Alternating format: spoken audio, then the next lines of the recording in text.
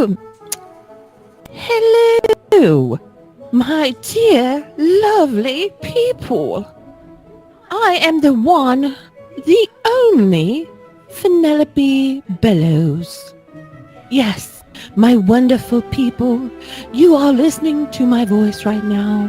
You are the ones that will make the difference in this MMO multiverse election. Don't be fooled by Jism's words of fun parties, his fancy speaking, his cool hand signals. I hear he is forming an army of kobolds to invade the lovely world of Huddle. Oh, all those poor folks. I will be happy to send aid to them when he starts his invasion. Then there is that Maxon fellow. He is the one that claims to be against all purple Wookiees. Really? Well, if you read this week's article of this trash magazine, issue 69, it clearly shows a picture of said Maxon and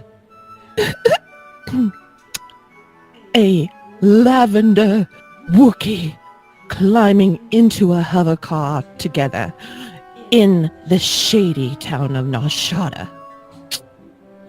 Shame. I mean, maybe the magazine is wrong, but I say pictures don't lie. As for the other two, well, I just say they're from EverQuest 2. And yes, I think that is enough said. Let me ask you this. People of the MMO multiverse, who's the more foolish?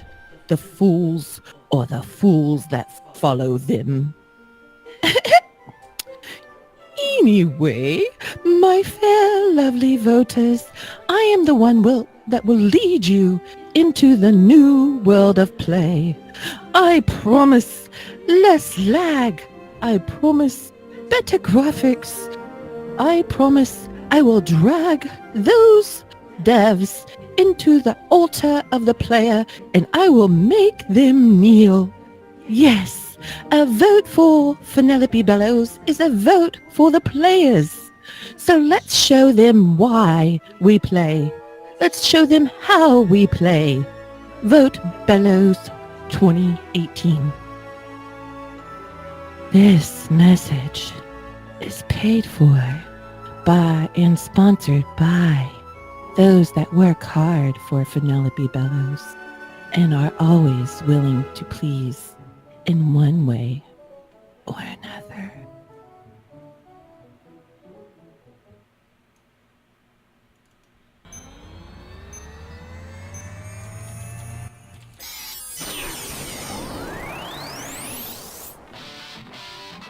This is RPMMORadio. Do it live! I'll write it and we'll do it live! A podcast all about roleplay and MMORPGs. I like what you got. Good job! With your hosts, Ashen Phoenix, Sid, Jazz, Sibh'Bae, and Kishmas. Everybody off. We need to go on a quick adventure. Hello, role players! Welcome to RPMMO Radio. This is our 53rd episode. Favorite kind of bias. I, of course, am one of your hosts, Ashen Phoenix, and with me, as always, and unfortunately, is Jazz, Sib, and Sibh'Bae. How's everybody doing tonight? Hey, howdy. All right. I'm here. I can't speak for the other two. I don't even know what you're talking about. Kishmas will be along hopefully later on tonight. He is unfortunately, it's a shame, you hate to see it. he actually is trying to visit Australia, and we'll tell you a little later why that's actually going to be difficult for him. It's just basically a big waste of time. Yeah. You'll all find out later why. I know we have people in the audience that are from Australia. That guy Laza, Hunter90, a few others. The Truth Bob Is also not from Australia. I thought he was. Well, you'll understand why when we get to the news section, why it's not possible for them to be from Australia. But that'll be later. You'll enjoy it. I know I did. So appreciate everybody tuning in to RPMMO Radio. We do this every Saturday, 7 Central Time, over at twitch.tv/RPMMO Radio. You know, I don't know why anymore. I mean, just it's habit now. Apparently people like it. I mean, we all kind of, I guess do we still have fun doing this? I don't. If we could just get rid of that one guy that doesn't know how to work the show. Telling you always how to do things. Yeah, the one that doesn't know how to get the Always recording being bossy, start. demanding more for less pay. Yeah. Yeah, that guy, he's great. I love him. He's my favorite character on the show. He's all right. Yeah. I hear he's pretty good looking, too. Yeah, I wouldn't go that far. 240 pounds of bubblegum loving. Oh, jeez. It's just the shape of my body. It's kind of like when you chew up bubblegum and you spit it out. It's that sort of lumpy. Where do you come up with this crap? Where do you come up with this crap? Seriously. Just visual comparison. I mean. Bubblegum loving. Yeah. Because, you know, it's... like you get Big League Chew and you spit it out and it's like... Okay, we can stop now. That is a fat lumpy mess right there. That that is what I look like. So yeah. Well, appreciate everybody tuning in. Coughing to the microphone there for you. We do appreciate everybody that does tune in. We are also, of course, a podcast, which is why, you know, it's a radio podcast. It's done on the radio, but not really a radio. But it's a podcast, which you can find over at Apple Podcast, Android Podcast app, Spotify, Podbean, and wherever your local podcasts are sold. We also appreciate it if you, if you're on iTunes, give us a star review, an actual written review. Every little bit of that actually helps just across the board. There's something, they're called podcasts because iPods, get it? That's where they started and came from. So they kind of cycle throughout the system. So we actually got one a couple back on June 6th from Dreyer, who gave us 5 whole stars. Says here, the panel and host are great. It's an entertaining show. Not a role player, but an MMO fan. Fans of MMOs should give this one a listen. We appreciate that. Even as a non-role player, you're all right. Oh yeah. But yeah, when we try to be entertaining, we try to do the show for everybody, not just role players, even though we do talk about role playing. That is the main topic, and it is geared towards role players. So, but if you give that, we'll read it, even if it's good. We prefer 5 stars. So far, out of 3 reviews on iTunes, we've got 5 stars, which I think means we're at a total of 15 stars, which means if this was Mario 64, we can move on to the next world. And checks in the mail. Yeah, we don't we don't talk about the checks on the show. Oh, okay. Epic I just want to fail. make sure they were getting paid. Yeah, I can't. I don't pay you guys. I can't talk about paying the listeners. What? So, Nothing. but no, we appreciate and over on Twitch, if you want to give us a subscription, give us a like and a follow and all that stuff. We actually had one, or before the show started, Cog Whistle. Thank you for following us on Twitch. Appreciate that. If you want to have a Amazon Prime, if you want to throw your subscription at us. Otherwise, just a follow and a wink and a nod and a saying hello is more than enough. Yeah. So how's everybody doing? Everyone have a good week? Everyone staying nice and warm? Yes, indeed, sir. Yes, I feel like you're asking the people, not us. I feel like asking the people? I feel like you're asking our Listeners? Yeah. Well, see, that would be difficult. I know, but they could Because, answer they some could Twitch. type it out. Right. Or they could call in. If you go over to rpmmoradio.com/discord, Yeah. join our our Discord channel, go to the caller waiting room where we have Rahanar, our call screener. We are that official that we have a call screener. I mean, how many other shows do you know that have call screeners? And we don't pay him either.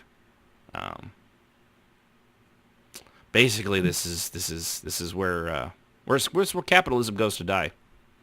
I have actually made the communist utopia of New York come to life on a podcast. Well, it's great doing it. Good to know. I've got everybody to work for free, just like Star Trek, without any pay. All right. High five. So, Okay, all back to right. our question. How's everybody? Yeah, Sorry. I mean, nobody answered, so it was just Actually, Jazz and Strafade, and then I rudely interrupted. I'm sorry. So. Well, I'll I know let them- I know with Strafay, he's just lucky to be alive. You're in Texas, man. What is it now down there? 250 degrees in the shade? Yeah. Yeah. I would say Yeah. it's a dry heat, but I'm down here in Enfield Swamp, part of Texas, so, it's There's nowhere humid. in Texas that's a dry heat. West Texas, bro. You got that Gulf moisture coming up from the south, meeting up with the cold front and the high-pressure system coming in down north. We're looking for a couple storms today throughout the Texas region. Hey, how's the Tri-County area doing today? All right. Oh my God. I should have been a weatherman. Except the part where I don't have any idea how weather works, meteorology or... Well, I would hope that you would take a class in it and learn. I was like, do any of them really know what they're doing? It's true. That's a really good guesstimation. question. Sometimes If it we're doesn't going seem off to the be. record of those around here... I mean, they promised us rain for like 2 weeks, and we never got crap. Yeah. We got a lot of it today. Hopefully, hopefully we won't actually get stormed on during the show, which is a real concern. Ooh. I didn't think Right about now that. it's sunny. I can see it on our official weather cam, or as I like to call it, the security camera outside to keep people from stealing my Halloween decorations in October. Weather cam. So, That was good. yeah, but yeah, it's been a fun week. It's been fun. So we got a pool. Anybody else? I wish I had a pool. Yeah, we didn't buy it. It was gifted to us, thankfully. Oh. Yeah, Yes. but it was fun putting up when it was 100 degrees outside. I'll No, bet. No. I lost 15 pounds. Yeah. In 4.5 hours. Yeah, I'll bet. Yeah. Pretty sure a few of them were organs. So with that, lovely idea. But yeah, give us a follow, give us a like, give us a subscribe. And with that, Jazz. Uh-oh. Jazz, Yes, you know what's coming. I do. Is it me? That was so bad. Well, Holy crap. when the joke presents itself. And to answer the question, it's not me. It's Jazz. Jazz is coming up next. Jazz, Yes. what have you been doing in Roleplay?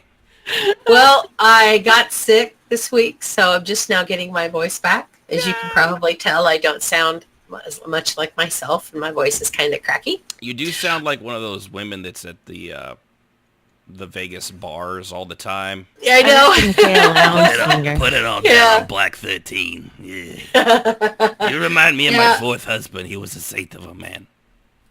Yep. So I had to deal with that, and I missed 2 days of work, which I Ugh. couldn't afford. Right. And used up my remaining PTO to stay home and die quietly in my room. No, sweetie. I do have a new computer this week, up and running and going beautifully, which is kind of nice because ESO is finally working smoothly. I think part of the problem was my processor. Probably. And so I did get some time because I was sick to role play more than I usually do. So, first, let's see, we'll start with Zasher this time around. Zasher last week fought and won his promotion. And he got his new armor this week on Monday evening after training. They mailed it to me. Sealy. Right. Sealy. I don't think he has it yet. But I got it all dyed and everything. And I have no idea when he's going to be promoted. And they're making OOC arrangements for him to take another test, a mystery test. But I see he hasn't been promoted yet, and I don't know when he will be. So he just has been doing his thing. I've been writing in his journal every day, trying to think of things that he's doing on a daily basis. Mm-hmm. And he's been working on his house because he bought a house. And he's been working on his house and working out as always and looking for new horrors to entertain him. So that was really his week. And for everybody to make sure that you heard that correctly, it was whores, not horses. Horrors, since my voice is not cooperating. I just want to make sure everybody knew that I didn't want them to mistake that you were thinking that he's got horses entertaining him, because that's weird. One is creepy enough as it is. One, super duper creepy. Yeah. I'll let you guys decide. Furries, I'm looking at you. I don't know which way you're going. Anyway, on Sully, because I was on my characters more, I got some more RP on her. Sully continues into the realms of political maneuvering after the dust-up last week, which I told everyone about. A mouth left in a huff and has been threatening to come after all of us and kill all of us. And so there's been this flurry of role play surrounding if she's going to be a threat or not and what we're going to do about it or what we're not. And because now both Typhon and Sully are looking at not having mouths because Sully's mouth is being promoted and was promoted Friday. She then had to interview a new mouth, and that happened last night. It was a lot of fun. And she also is working with the person that's going to be her new mouth on a new heart because the person has a very unique situation, and she's trying to make it so that she can practice magic because the heart that she currently has is run by Magicka. So if she does any magic, she drains her heart, and then she'll just die. So it's been kind of fun to come up with ways around it. Got the Iron Man thing going on there. Yeah, I think so. Little story. Yeah.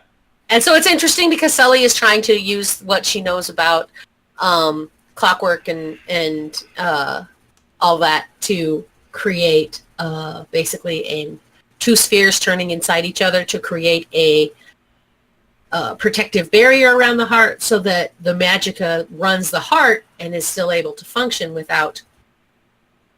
Do you mean Dwemer stuff instead of clockwork? Dwemer. Cute lady? Well, it's... Just saying. Yes. Well, it's called the Clockwork City, so clockwork works. That's, well... I suppose.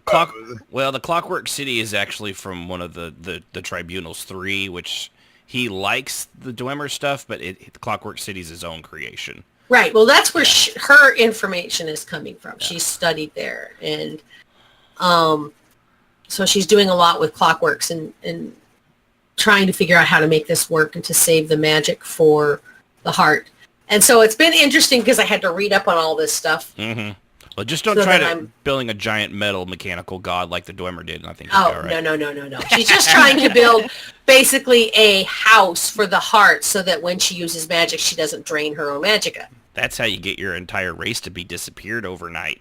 Yeah, probably. But she's just, how the Dwemer are. So, so that was that, and so Falcaran advanced, which was her mouth, and her new mouth it will be starting next week. Falcaran will promote up, and her new mouth will promote up, and it will all be fun. Let's see. Kia Karis is almost to the point of bursting with her pregnancy and is in lovely spirits. So she is officially locked in her house with her mate to wait for the coming child. She will not be around anymore. She won't be leaving her house until she has her kids. So she'll be gone at least 2 or 3 weeks in real time while she does that. So she was at this last meeting to kind of tie up loose ends. She interviewed some people, and they're in the process of trying to hire basically a new officer. So, which of course, as you can imagine, is both an OOC and an IC gotta do both. Undertaking. So we're going to start the interview process. We're going to give questions I'm going to write up all the questions, and the officers will write up questions, and we'll figure which questions to present both OOC and IC to the person. And then once they answer all our questions, we vote. So it's going to be a very diplomatic and democratic process. It should be fun.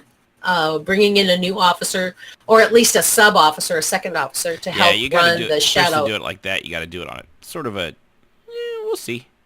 Yeah, Temporary. We're going to put them in as a second officer initially, let them kind of try out their ideas and see how they work, so we can see how they work before we give them full access to everything. Yeah, probationary. Yeah, it'll be probably a probationary thing. Obviously, that's been the biggest thing for Kia Karis, I see, is talking with her officers and making sure that they're ready for this, that they support this. And at the same time, she's getting ready to go have a baby. So that will all start up once she has her kid and is back to work. As for my last tune that is in Roleplay, that would be Sial, and she's still healing. I didn't get to play her at all. So she's just off screen healing and learning to walk again and getting more durable. So, yay! That's it for me. Spongy. Yeah. All right. We'll appreciate that. How about you, Sibs? Me? You! Me? Okay. I mainly RP'd on Kilvin. Let's see. She actually got kind of, not a promotion, but she got offered a position to work under an acolyte, and she's a novice. So the matrix of the guild actually had suggested she apply for another one in Cregamore, but this one came along, and so she took it, and she's going to be working with a acolyte Rolls. I don't know if I'm saying his name right or not. And she's really excited about it. I'm excited about it because it's something different for me. I'll be taking all my reports and assignments from him, and whatever pilgrimages Kilvin does, he will be the one doing them. So I'm a little nervous, a little excited. Yeah. And look forward to it. The one main story I had for Kilvin is that her and her friend Timrel, they decided to go on a Gwar ride, and so they started out in Deshian, and no, they started out in Ebonheart and were headed to Deshian, and it was a lot of fun. We kind of just went slow and chatted the whole way. Along the way, there was a part where he said you have to worry about bandits, and we were going across this bridge, and of course 3 bandits come out, and it reminded me of the 3 Billy Goats Gruff. I don't know why, but it did. I think the bridge and then the 3 bandits. But so he defended her because Kilvin, she's clergy and she knows how to do magic, but not like fighting. She has no fighting skills at all. That was one thing I didn't, when I made her, I didn't give her that. And so he defended her and him and ended up killing all 3 of the bandits. But he got stabbed in the leg, and that was one thing she is good at, is healing, so she got to heal him. And it just was really nice to kind of hang out, and It was a fun little story. And anyway, they continued on their way, and he had took her to this really nice little spot, and they swam and just got to know each other more, and just real relaxing RP, nothing, Nothing way out yeah, there. it's nothing scripted. I mean, when we RP together, it's just like, it is so random. I mean, anything can happen. Just like my fishing story, But it was just a lot of fun. Yeah. Well, good. Good for you. And how about you, Strafay? I didn't do much this week. Oops. But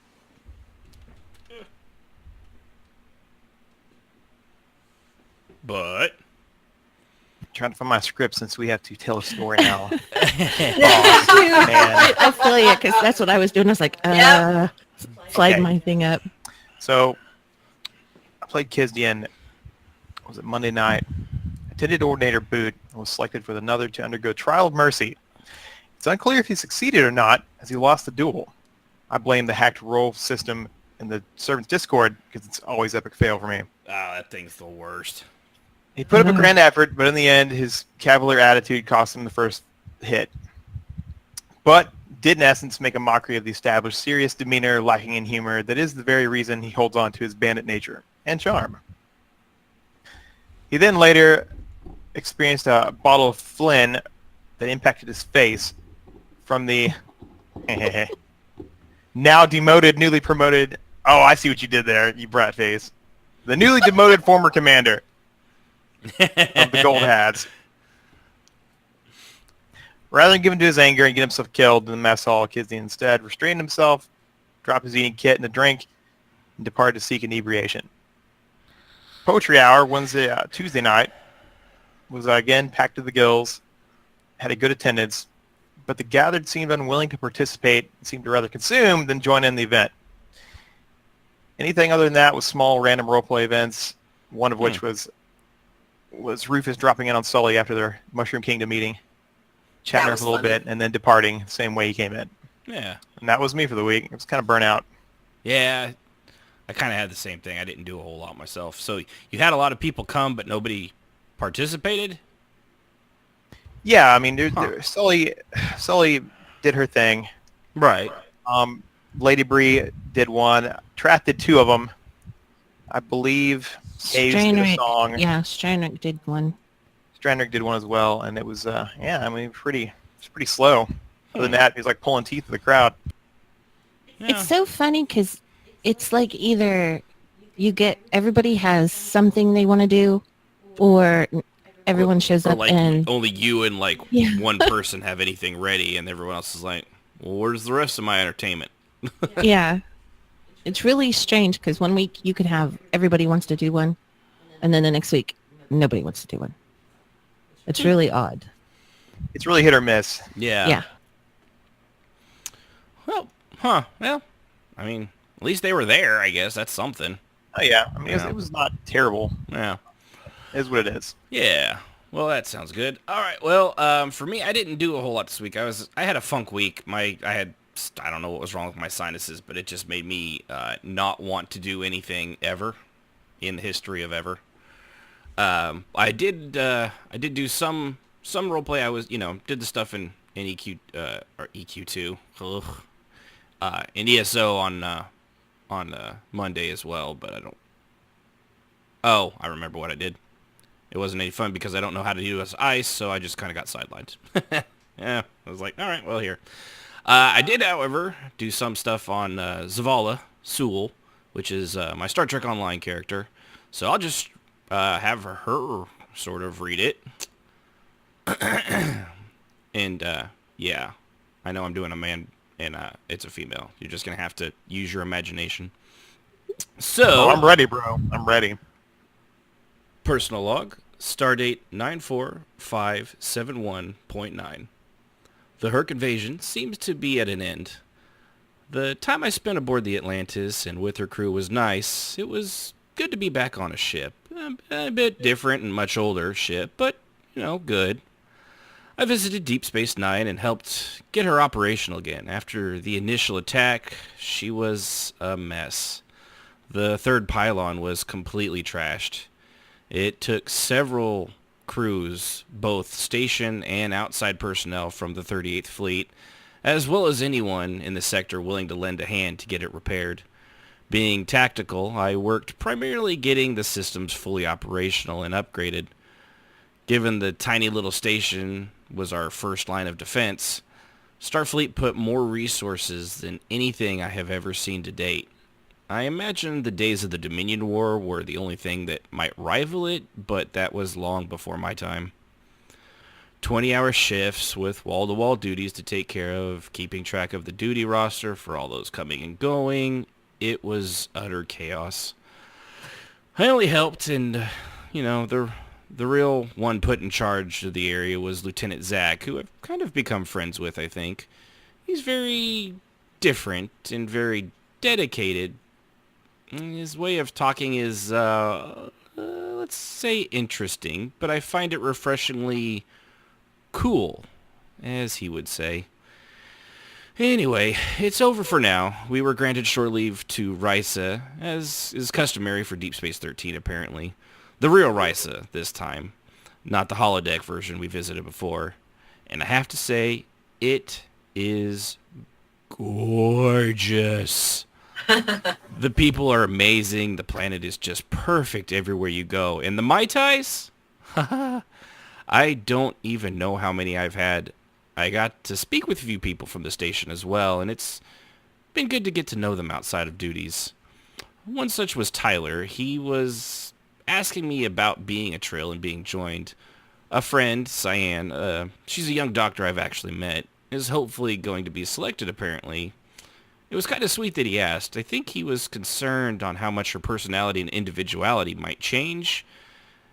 It's a fair concern, but it's also kind of hard to explain. The more lives, the more it can shift. But at the heart of it, we're still who we were before the symbiont, just, more. I wonder if he might be sweet on her, though. But, well, for now, I have a date with a surfboard and another Mai Tai. End log. So, there you go. That's what I did. And it's just easier. Can tell a story if I've already written it. Which you are welcome to do too. I do want to get to one other thing here.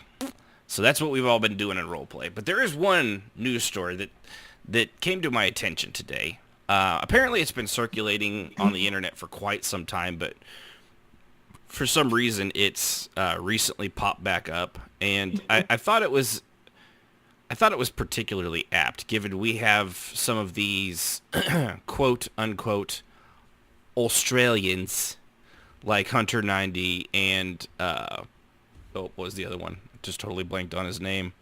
Austere. Yeah, Austere, that guy Laza. I know we also have several others, because I know we've got more people that listen to Australia than it's just those two. I just don't know who you are, but the numbers know who you supposedly are. And I say supposedly because as we have recently learned from the fact-based people of the Flat Earth Society, that Australia doesn't actually exist. Anybody here? Have anybody heard that before? That it's just a giant hoax? Right. Yeah.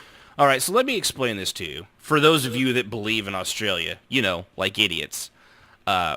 Australia was created originally by the colonizers, or as we like to call them, the English. They didn't actually take and colonize Australia as a prison camp, as a massive continental prison camp. What they actually did was just throw them overboard and then turn back and come home. And to cover up this genocide, this monumental murder of thousands upon thousands of criminals, is that they created a continent that was also conveniently its own country. I mean, have we heard of that anywhere else in the world? Any other countries and continents that all exist as one solid thing? No, we haven't. You know why? Because it's made up. That's why. So, as it comes out, they tracked the original post down to 2016. I'm gonna quote a little bit of this because this affects all of us. We've all, quote unquote, role played with Australians. Or have we? I know Hugh Jackman is part of this conspiracy. He pretends to be Australian, but can anybody that sings like that really be from a land where everything can kill you? I don't think so. He's a great Wolverine. So most of you have probably been, this is from the article, most of you have probably been brought up believing in the imaginary land called Australia. Phobia. I bet many of you learned about it in school, and I'm here to tell you the truth. Well, the fact is that Australia doesn't really exist. Everything you've ever heard about it was made up, and any pictures you have seen were faked by the government. I don't know which government. It just says the government. I mean, I assume it's got to be all the governments because originally it was just Britain and the English, and now it's all of us that now supposedly believe in this made-up continent, so it's a world conspiracy.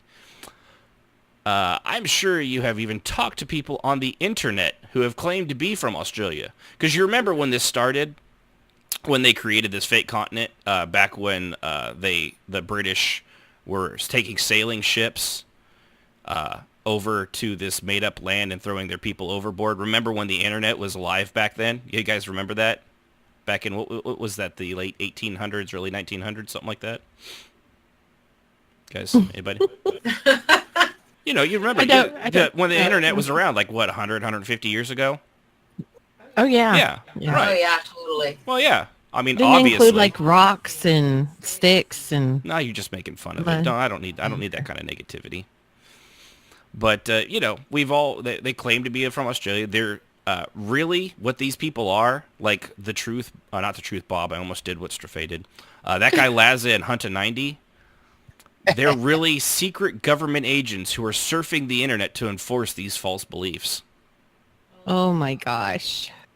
Now, we're not entirely sure why the government made up this imaginary continent or why it is... Hang on, Ashton. I got to readjust my tinfoil hat. Okay, all right, I'm good. You got it.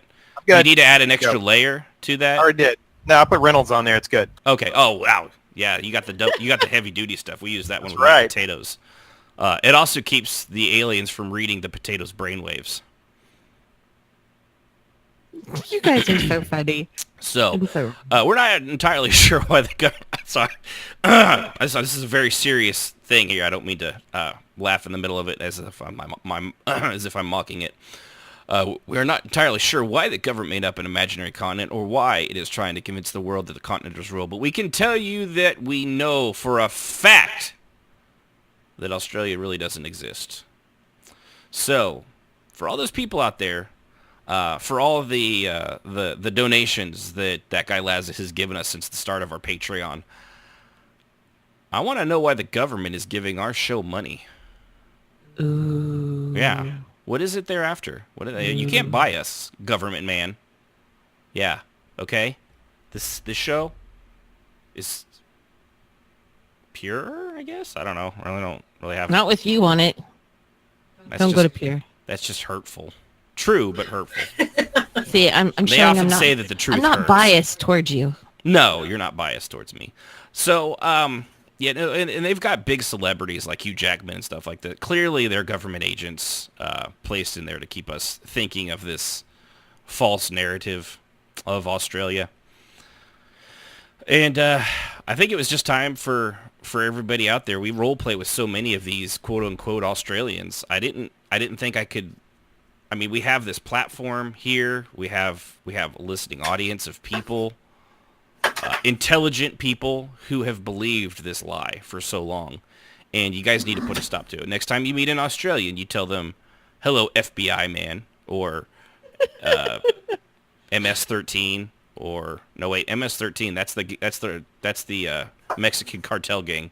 That would be Run a away cartel from gang. run away from those guys. MI6. You guys really need to start making up like words instead of acronyms all the time. The James Bond people, those guys are all part of it. Why do you think the Australian accent is so easily done by English people? Right? Uh-huh. So, all right. Well, I wanted to bring that to everyone's attention. Everyone, Jazz, you sound like you've got a lot of heavy thoughts on this one. Yeah, the sad part is that I know that there are some people out there who would honestly believe this. Well, that sounds like someone that wouldn't believe this. It sounds like you're making fun of this, Jazz. It might be. Are you not just a little? Are you not taking this seriously? No, not really. Uh-huh. Yeah. Well, hold on. Yeah, guys, add her to the watch list. Yeah. Yeah, she already knows. She knows. Yeah. Okay. Anyway, Jazz, if the next 10 to 15 minutes you hear a knock on your door, we ask that you personally go and answer it instead of that of your children. Yeah. Okay. Okay. All Got right, it. good. Got it. Yeah. So, all right. Well, now we know. Australians don't exist. Like all those times, have anyone seen a kangaroo in a zoo? Animatronic. Yes. It's Disney technology. Remember when Abraham Lincoln stood up? Remember all the presidents, all animatronic. Can I just ask, what about the emus? Emus? Yeah. They're just, honestly, what's really sad about the emu thing, They're just retarded ostriches. Oh. Yeah, they're from Africa. They're just like the one. They're like the mule. They're like when a donkey and a horse do it, and we get a mule that can't reproduce. That's basically what happens with ostriches. They're just like the redheaded stepchildren. Yeah. And Foster's, yes. Nemesis Rising in the chat says, "What about Foster's beer?" It's made up. It's a deep state controversy or cover up. It's actually produced, funny enough, Norway. Yeah. They make it in Norway. They just stamp Australia for beer. Yeah. All those Crocodile Dundee movies, that was just part of the cover-up. It was all filmed in Arizona on a soundstage. Same one they used for the moon landing, actually. Boy, that's a really versatile state. It is. It's a very... you're making it sound like I'm not taking this seriously, Jazz, and I really don't appreciate that. You're offending all the nut jobs out there. Darn. Yeah. So I just wanted to let all the role players out there know about this. To be, forewarned is to be forearmed, or forearmed is to be forewarned. It just depends on if you're from Texas or not. It kind of goes both ways, right? Oh, speaking of Texas, What? I had a very funny moment that I need to say before I forget. So Okay. I was driving. Jazz's very funny moment brought to you by Jazz. I was at the Walmart shopping for school supplies for my kids, which, by the way, God bless you. my God. Yeah. And on my way out, I was so happy to be back in my car. And my boys were all a little stunned silent because they've never been in something like that before. So it was, that was interesting. I said, that was called a feeding frenzy, and we're never doing that again. Oh, was everybody in there all at once? Everybody was there. And to make it even more fun, my school system for my kids was the only school system that didn't have a list. I had to look it up on my phone. I was a little annoyed at that. Well, they were saving trees, Jazz. Oh, I was so freaking pissed. And I used my phone. Yellowstone, I need a list. Yeah, I was just like, oh, are you kidding me? Yeah, so we were on our way back out, and this guy came down the wrong way. So, you know how you have to go a certain way to park because that's the parking, right? Well, he Those came arrows down are the suggestions. wrong way. Right. And so basically, I'm backing out, and he's coming right at me. And he flips me off, gets on his horn, shouts a bunch of obscenities out his door, and keeps going. And I stopped my car. I didn't hit him. And my boys were like, why is he honking and swearing at us? He's the idiot going the wrong way. Like, I don't know, baby. And the guy that was walking was walking into the store at that moment was like, well, he's from Texas. That explains everything. That's fake news. Frack y'all. And I thought it was you, Strafe. So it was You really thought of funny. me driving down the wrong side of the road. Just because it was from Texas. I don't think you would do that. No. GW stands up for that guy. That guy right there, that's his American right to go the wrong way. That's right. If that old boy's up in Iowa, he's kind of lost, and he needs to stay lost. Yeah. Sounds like he Yeah. doesn't. Yeah. Drive up that I far. don't know. I mean, You he's drive that from... far up into Canada, you deserve to be driving on the wrong side of the road. He's up into Canada. They're hilarious. That's right, man. But I mean, Anything he's north from of Oklahoma, man. let's be honest, guys. He's from Texas. He should know how a Walmart parking lot works. Oh.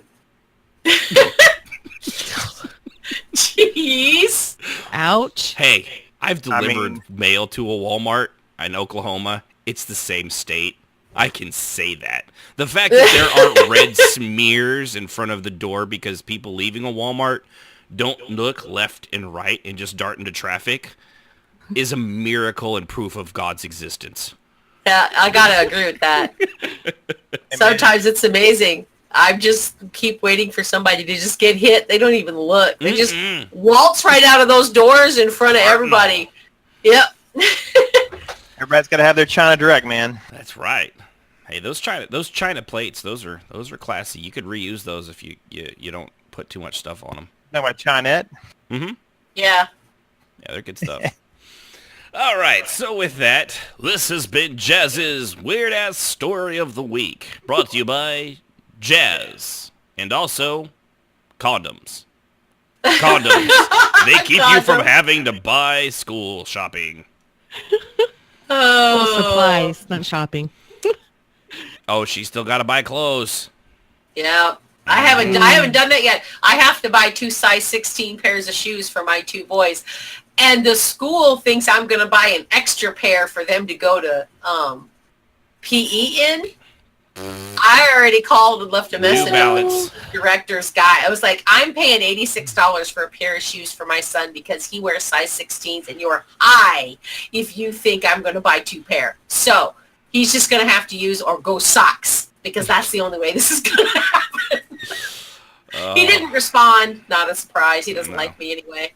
Who would have thought? Why do they require you to buy 1 pair of tennis shoes? Why can't they use them for gym or PE? Because they scratch the gym floor. Yeah, you can't have the ones that make black marks on the floor because God knows those don't come up. They do.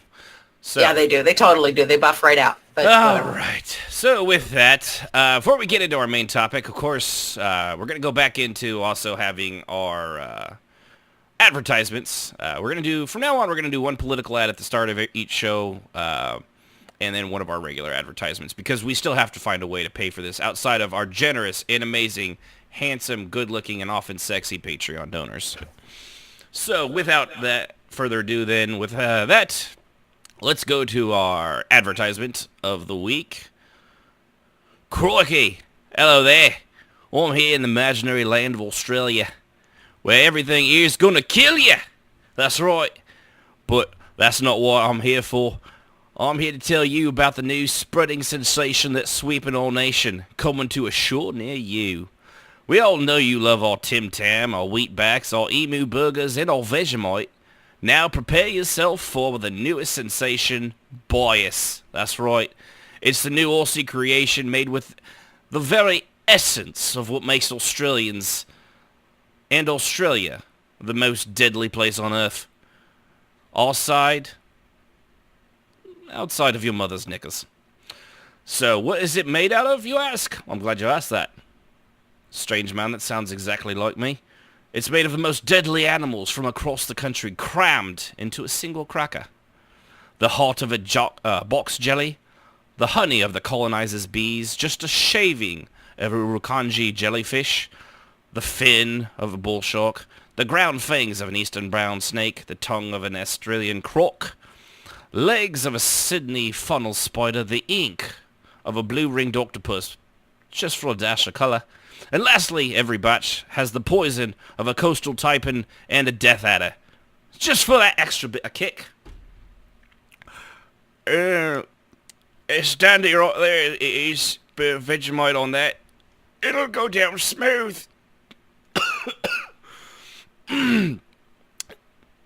Just like visiting Australia, every cracker has a decent chance of killing you.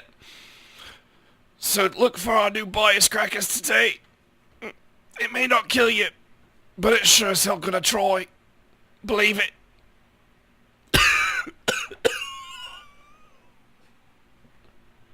That sounds delicious. Better get some of that show, man.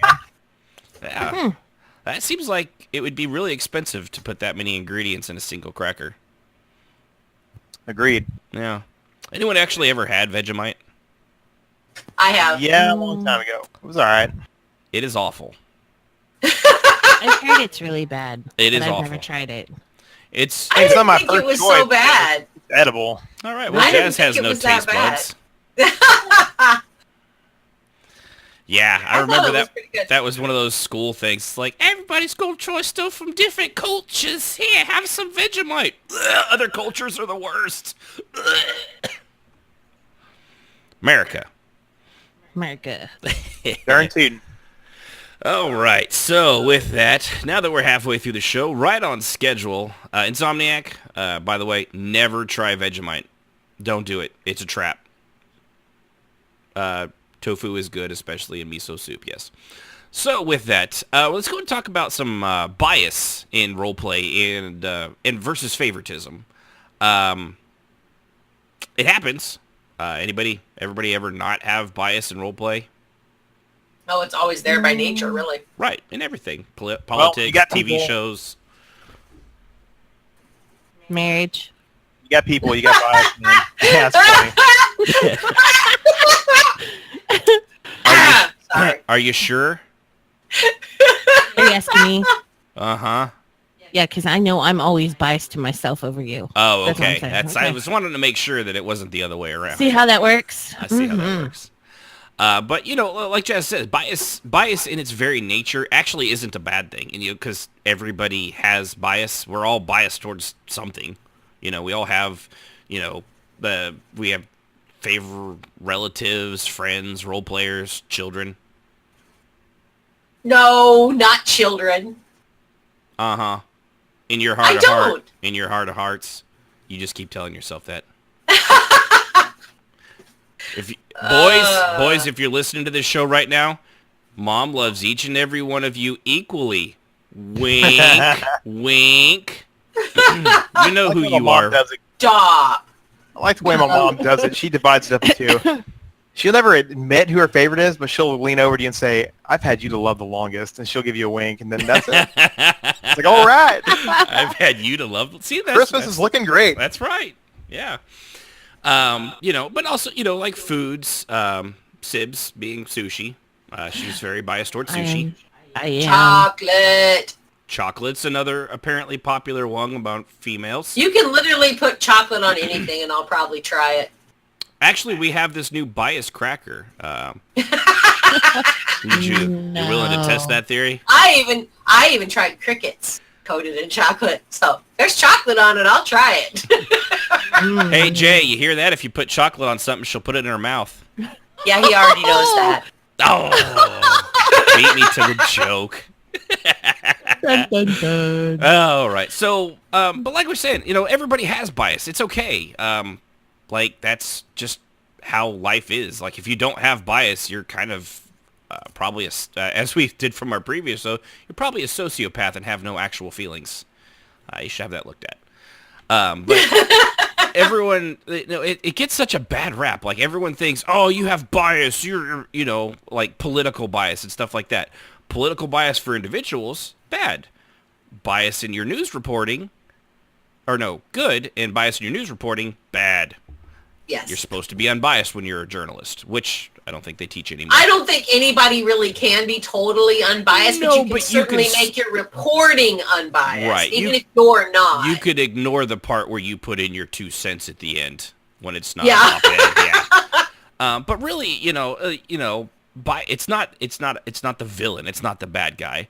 Like I said, sees politics, see your sports teams. Sports teams they definitely have bias in that. It's in everything around us. It's part of our human nature. Where bias can go bad is when bias turns to favoritism. And favoritism is when bias goes to the dark side. And someone added the favorite. I don't know why that's in there. Yeah. I added the favorite. Yeah, I figured it was. Yeah. true. I think that's probably really true. Yeah, and this came about from a conversation I had, a couple weeks ago, and it made me really, really think on the difference between the two. And I was like, that's really something to go into because we've done the thing on like clicks and stuff like that before, which there's definitely a bias, but that definitely I think leans more towards the bias towards favoritism kind of a thing of the two of them, where you've just got the people you want, and to the point where you'll exclude any and everyone else around it, and be rude and hateful to them.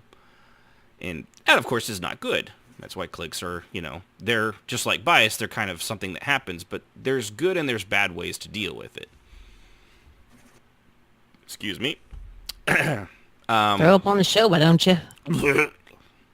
But with favoritism, it's when you take your bias of liking something or someone, and you start beginning to exclude others in favor of that. Like you said, with clicks and stuff like that, you'll start overlooking things someone else would probably get in trouble for. You skip rules. You give them more leniency than you would to other people with those things. And this is where there's two problems where bias and favoritism can come in. One of them is not a big deal. When you're just a player in a guild, or you're just, you have no real like authority. You're not like a guild leader or an officer. Having your favorite role player partners and things like that, and you have bias towards them. There's really not too much wrong with that, because there's nothing. If something comes up, what can you do about it? I mean, you can help defend them, but you can't like pinpoint and go after people. But if you're an officer or a guild leader, and you're, we still obviously, we always, I mean, let's be, no officer has ever been like, I love everybody in my guild equally. They're all fantastic. Sorry. Cue sarcastic laughter. It doesn't exist. There's no such thing as that, but No. But you're going to have, even as a guild leader and things like that, like, you have... I've always had my role play with players that I do enjoy role playing with over others. I do have people that I like the way they think. I like the way they create role play over other people. Mm-hmm. But and that's fine. I don't purposely protect them from consequences just because I like them. Right. And that's fine. That's and what favoritism and then you don't target other people in your guild because they don't do what so-and-so would do. Just because someone's new in the guild and you're purposely just being a dick to them because you can, that's favoritism. And that's... Yeah.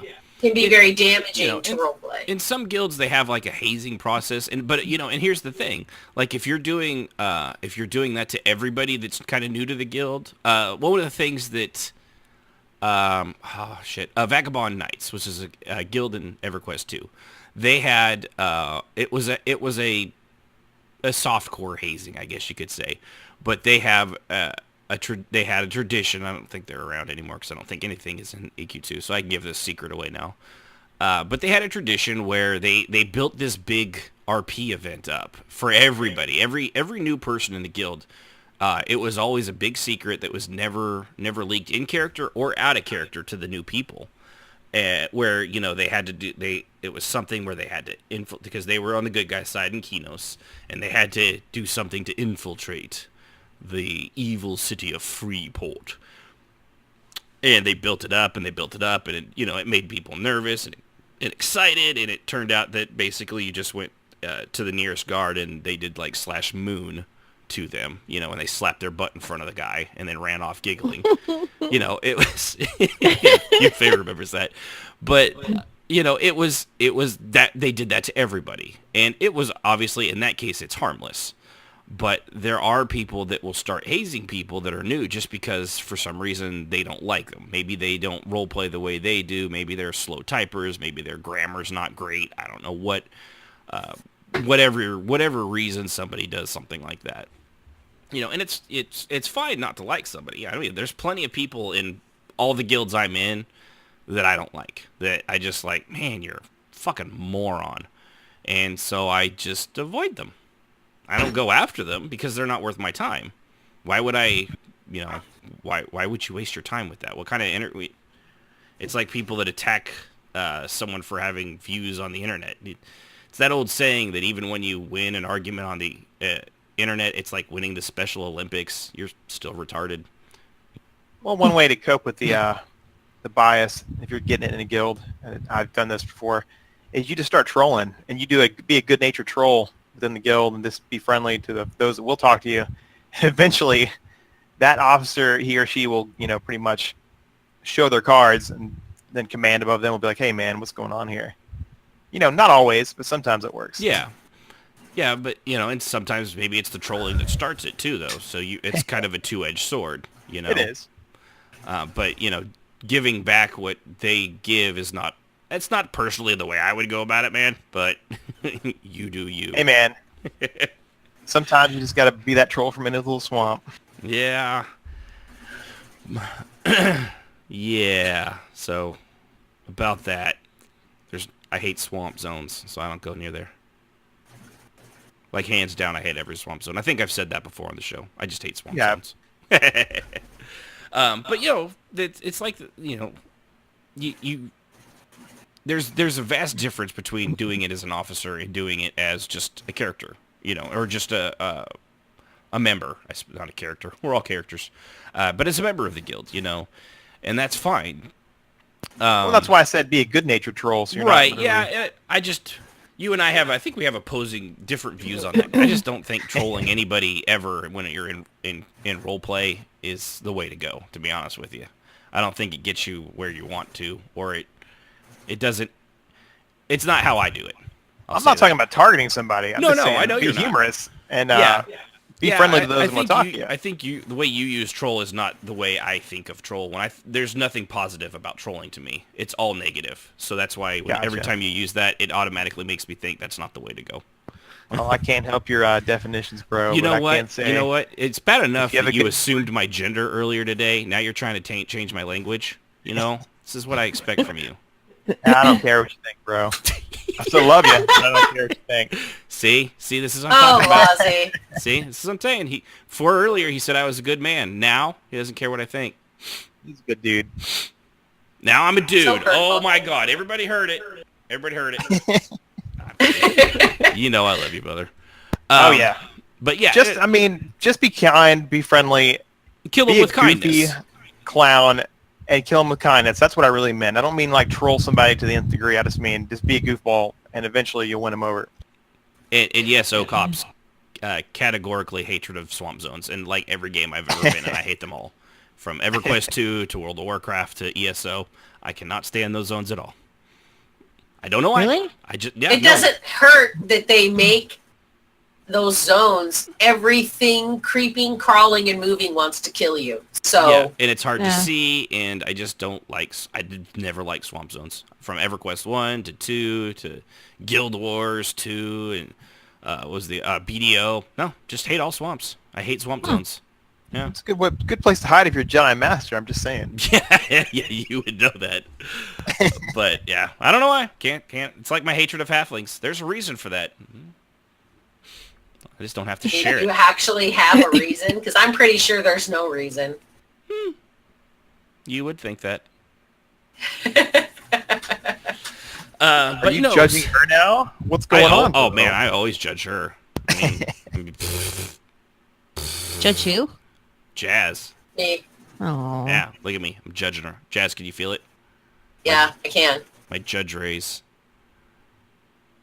Well, I mean, if it's a guild that you generally have friends in, and it's just the command, I mean, you can eventually work around it. If not, just talk to another officer. Be like, hey, I feel like, some stuff is going on. Yeah. I'm not trying to ruffle feathers, but at the same time, I'm trying to draw attention to what is not right. Yeah, and that is the problem when it goes, like you said, you can not like someone, there's, like I said, there's plenty of people in the guilds I don't like. I just ignore them. I don't go looking. You don't go out of your way to RP with them. No, and I don't avoid them. I'm polite to them, but I also, the interaction is as short and brief as I can possibly make it, and I move on to something I'd rather be doing with my time. My time's very precious to me, so And as a role player, that is your choice. Mm-hmm. I totally believe that. But what it like I said, when it comes real bad is when it's officers, because with that they actually have the authority and they can make your in-game life miserable, and they can cause drama and things like that. With that, and that's where, like, if you get to the point where, like, well, so and so did the exact same thing I just did, I got my ass handed to me, why didn't they? People see that stuff, and they'll see that stuff in your guild, and that bias, that bias and that favoritism towards certain people see it. They may not see it right off the bat. It takes time, because at first you're like, well, it's just, I don't know, it's just coincidence.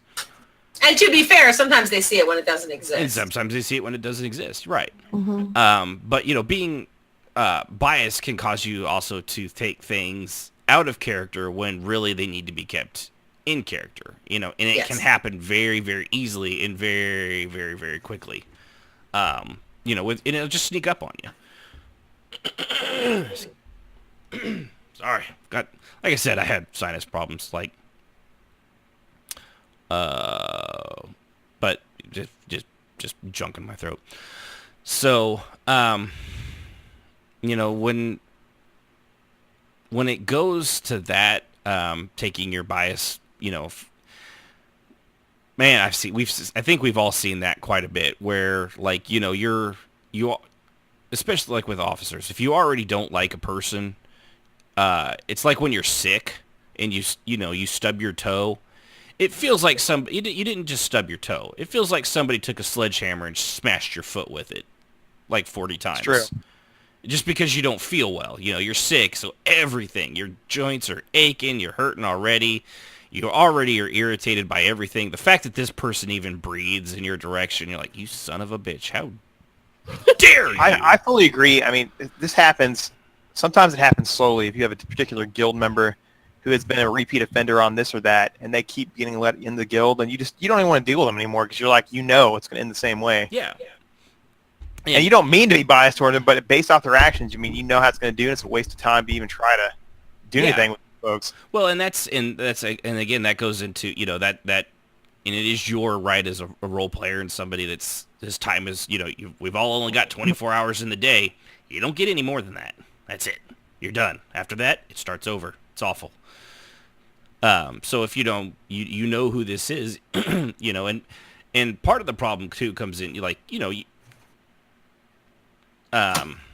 can have that bias, but if they've not done anything to break the rules, Jazz, you've ran into that problem how many times? Oh yeah. We even get called on that a lot. Yeah, you know this shit's gonna happen, and you want to, but if you want to be consistent with your own rules, you can't do anything to this person, because if you do, then you're, the one that looks like you're being biased and playing favorites and things like that.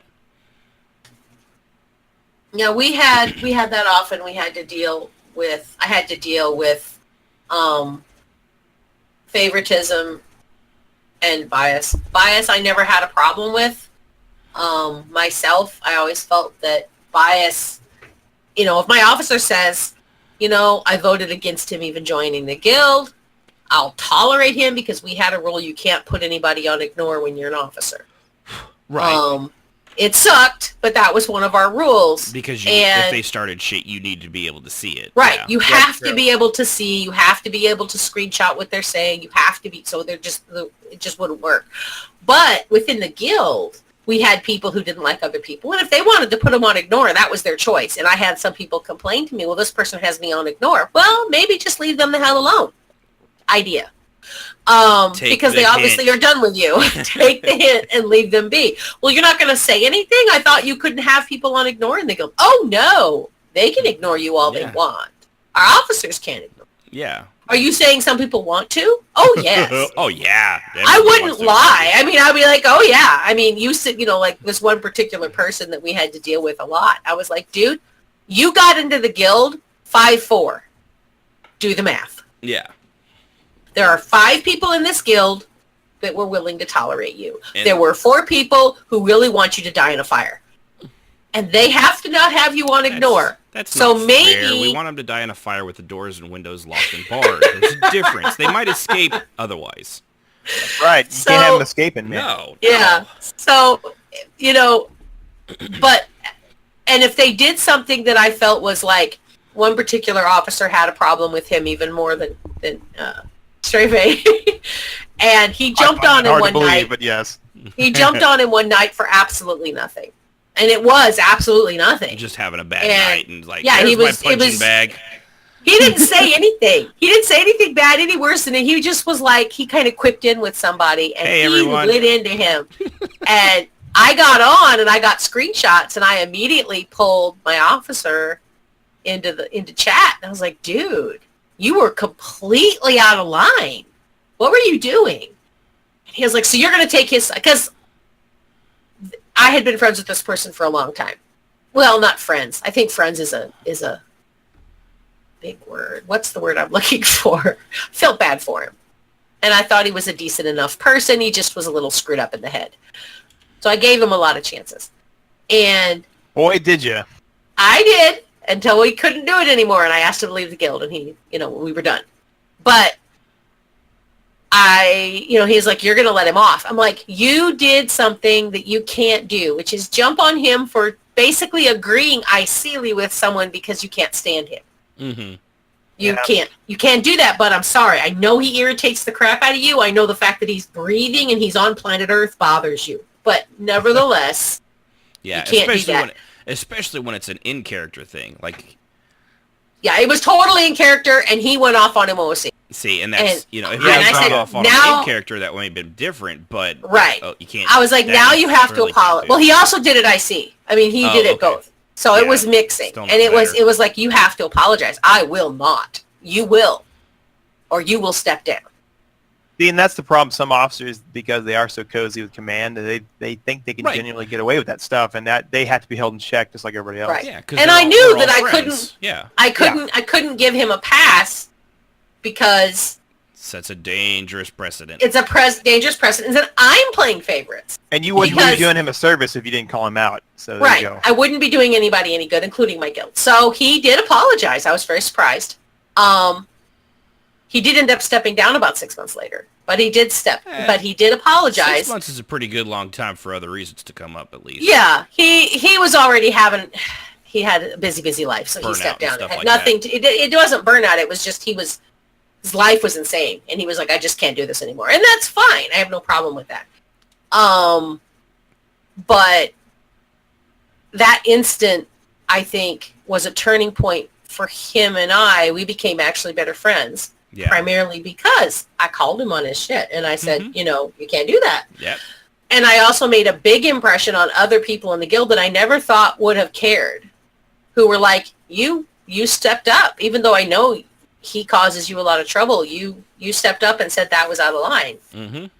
Yeah. And I said, for the first time in 3 years, it wasn't his fault. And Oh man. what am I going to do? I mean, I Right. have to call it. So, Oh, the memories. Yeah. All right. Well, with that, let's go ahead and go to our call lines, where we've got Oaken on the line. How's it going, Oaken? I'm doing good. Thank you so much for taking my call. And I want to say that it's a real pleasure to be here. I think this is the first time I've had Saturday available to call in. Usually I have to catch the show off the podcast. Yeah. Well, Welcome to appreciate the you show, being able man. to do that. Yeah. Yeah, and I'll just get on that soapbox for a little bit longer and say I've been listening since episode 1. The production values have been increasingly great. The show's on a good format, and you guys do a really good job. I appreciate it. Oh, Oaken. thank you. Even if you Thanks, were a bro. former Final Fantasy 14 player, are you still playing that? Oh, yeah, I still play it. Man. It's funny in the sense of like... I've been listening to Limit Break Radio. There's nobody playing that game anymore. they'll have you believe that. I love those guys, but yeah, I know they exaggerate just a little bit, at least on their. But they're also on what, Sergeant Tannis? I mean, Oh, yeah. it's like yeah. there's like 8 people on that server to start with. 5 so, people on yeah. it. Oh, is it only If you 5 go to now? Yeah, Valmont that or any makes of the sense. big servers, Yeah. they're pretty populated. Yeah, that's where I was, and never did get my player housing. Yeah, I'm so busy these days. I haven't been able to role play in goodness months, and I just have to kind man. of live vicariously through you guys. It's good to hear the stories and whatnot. Well, I'm glad to Oh, hear that. thank you. I always wonder if that's. I've heard. To me, it's like the weakest part of the show. I mean, it's just in depth and behind the scenes thing here, but people seem to enjoy it. Oh, it's definitely enjoyable. Okay, all right. Well, there you go. And I wanted to call in today on the issue of bias, and I think a lot of the discussion in the past about role play has centered around really guilds and guild-oriented role play. And I think that bias is kind of a product of the guild system. When I role played, I was always a fan of more one-on-one or maybe up to 10 people, and I would typically like hand-pick people because I knew they were good role players, they were nice people, and the scenes would flow well with them. Generally, in my experience, in these guild structures, and I've tried small guilds, big guilds, you do get that drama that creeps in, and you get officers in bias. And I think it's that system of kind of needlessly herding people into a structured environment with like ranks and procedures and rules that kind of flushes in all that other baggage. You can get good RP from guild structures, but I sure as haven't figured out avoiding bias and things like that. I just Are think you an anarchist? Be honest. No way, not an anarchist. Okay, just This is my checking. experience. Down with agree the with guild Oaken. patriarchy. I do agree with Oaken.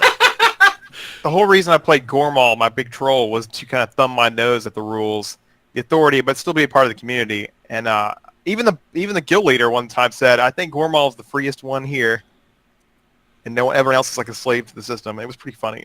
That's why you gotta love swamp zones. Trolls come That's from right. No, they're the worst. They're the worst. Oaken, you get faction positive.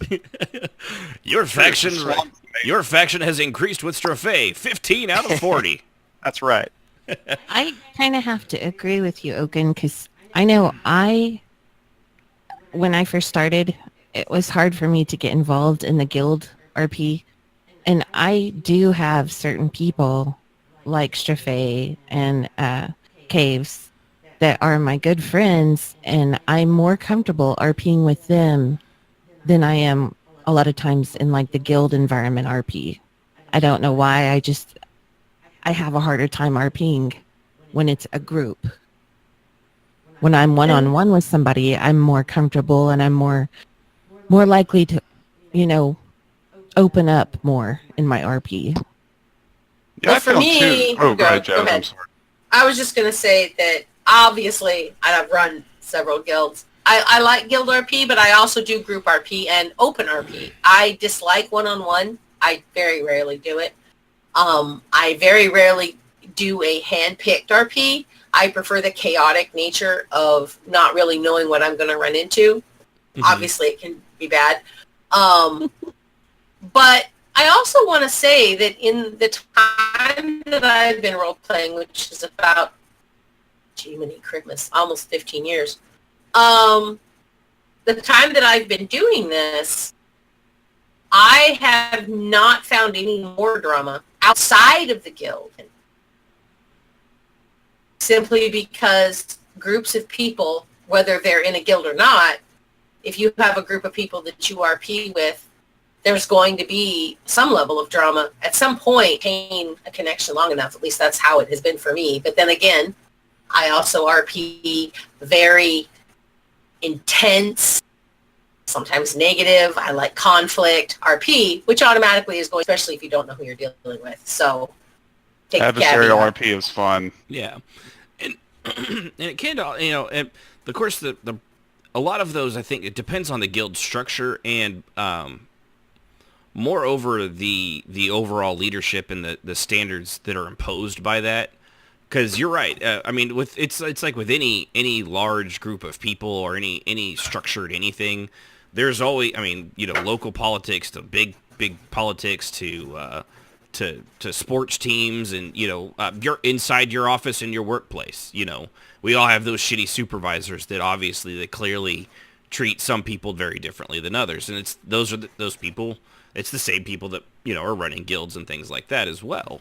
So it really depends on. I think it's situational, but the unfortunate thing is, so many people they just can't. Looking at themselves is a lot harder than just going with the flow, being part of the cool crowd.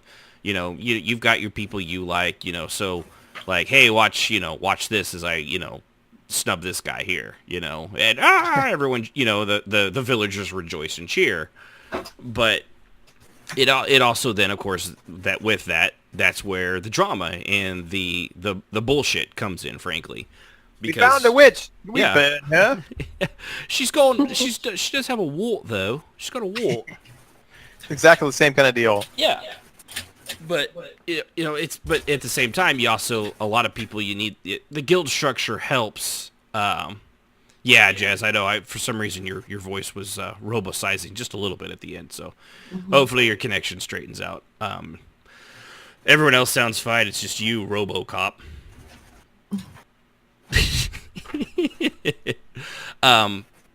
But the guild structures, they help focus the role play, and I think a lot of that too. It just depends as well on like what the type of guild is and what kind of person. I mean, yeah, you got so many different personalities and people that role play. It's whatever they prefer or what they like. Because there's some people that are in guilds, but they never RP at the guild events. And it could be they're not comfortable. They're, it's hard. I know when we go to the tea house, a lot of times, if it's super busy, I can't keep up. And I feel like I'm doing really good with my role play, skills. But even there, I'm like, I can't do this. I'm 30 minutes in and I'm like, I gotta go. Yeah, that's an issue I saw with several Final Fantasy XIV free companies. Those are guilds in Final Fantasy XIV that grew to those larger sizes. They wanted to accommodate everyone, which is great. Inclusivity in roleplay is wonderful. But when your events grow to a size of like 15, 30 people for a guild event, I mean, it becomes a really different dynamic. Yeah, it becomes almost impossible to manage unless you're doing what the PvP thing that those guys. Oh, the grindstone. Yeah. But yeah, those if you have a formula down, they've got the formula, and they have like literally like 5 to 8 people helping run that thing as a guild. So they can handle 60 or 70, 80 people. But when you have that many people crammed into that tiny little, was it the quicksand in Ul'dah? Yeah. It's just a free for all. It's and a lot of Fudacocks everywhere. Would be your cat herding skills at its finest. Our cat girl herding skills, as it were, in Final Fantasy XIV. Hey, we absorbed the ERP population for you guys. You have to deal with you guys tons of Dunmer and Nord ladies walking around with stuff between their legs. You know what it goes. You are definitely an ERP sponge in Final Fantasy XIV, especially on the Balmung server. And we appreciate it. It gets a bad reputation. It's not that prominent. Like if you go into the main ERP hub on Balmung, which is the quicksand, and you look at the people in there, maybe 70% of people I'd say in there are not explicit ERP. So you have maybe 30% that are really ERP. Maybe 10% of those people are really out there, like really far out there. And then most of those, I knew it was a special place when we were playing, and I you could inspect people's profiles, and like the first word is Fuda, then and of course it was a row. I mean, naturally. Oh, yeah. Well, you can keep all those purple Wookiees. In fact, I think Maxon's cutting you a check, Oaken, for the desired time of endearment. Interment. Excellent. Determined. Yeah, keep remitting payment over here. We appreciate it. Yeah, unfortunately, though, since you have the cat girls and cat boys, but we have the full furries on ours because in the what was it, the scalies? We have the furries in the scalies. Yeah, you guys got scalies, like proper scalies. We have proper Argonians. Oh yeah, proper scalies. That would be interesting if you guys could get on some of the scaly community in ESO. I would love to hear an episode on that. Like in a non-judgmental way. I don't deal with purple Wookiees, bro. But do you think I could put my bias in non-judgment away long enough to do a full hour? Well, this is the bias episode. We need to talk through these things. Well, remember, bias isn't bad, but at the same time, I think he might have a problem with my sarcasm would definitely offend somebody, and I wouldn't be able to help it. We'd have to find someone super nice. Hey, Human Floyd, what are you doing? I think we have. I'm kidding. Yeah, I don't have any proof that he's a furry, just a heavy suspicion. You already have a foot into the scaly and furry community here. That's right. We do, actually. It's like the vanilla channel. Now you got to dig deeper. I mean, there are a lot of furry and scalies, but I mean, there are also good role players that don't participate in that crap and actually play an Argonian or actually. Well, I mean, they may participate in it, but they don't focus on it, and they still want regular role play. While they may be furries and scalies, it doesn't take over their RP. Yeah. I'll be honest. I give them a lot of shit because it's easy. It's like making fun of people that do what is the Confederate roleplay reenactment, the Civil War reenactors. Those would be Civil War reenactors. Yeah, they're easy to make fun of. But so are it's just every group of people. I mean, there's somebody right now like, those fucking role players, a bunch of neck-bearded, jobless, waifu pillow holding weirdos. And they're not entirely wrong. No, they're not. Let's be honest. We know a few people. Creative people who have trouble fitting into society or who are disabled and can't work will find themselves in the roleplay community, and I think that skews the count a bit. I mean, I agree with that. I mean, I have friends that are like that, and they don't have really good social skills, so they retreat to video games. It's not a perfect answer, but that's what they do. Yeah. Yeah, that's the mental health episode, though. I think that issue spans in the MMO genre in general. I mean, I do a little bit of casual raiding on the side, and I find that there are many people that do raiding that are just as socially awkward and struggle you want and be drama? jerks. Go into raiding. Oh yeah, raid guilds make about roleplay equal guilds look roleplay. like. About Yeah. Oh, Form your bias quick. I had a friend of mine that ran that raid guild in EQ2 who was a friend of my husband's and a friend of mine. And the things he would tell me, I was just like, wow. So we would often talk about our various dramas. that was my cloak of flames, Yeah. you son of a bitch. Yes. And it was like that. It was just like, he was like, they squabble over things like a bunch of little old ladies arguing over pinochle. He's like, and it gets really, really intense. So he could feel my pain when I was like, seriously, this is what they're arguing about right now. My raid participation points are 4 behind what it should have been. I have been keeping calculated, and I should have enough to vote to get those boots of swiftness. Yeah. But to be honest, man, if we're talking classic EQ, that Cloak of Flames, man, that is That worth Cloak of drawing Flame some was blood fun. over. Yeah, Yeah, was funky amazing. tunic and cloak of flames. Yeah. There you go. Bungee Yeah. tunic, man. And in all honesty, you know, the games give people a chance to be something they'll never have a chance to be in real life. That's You know, true. And it also it's provides a level an of escape. socialization that many of them Yeah.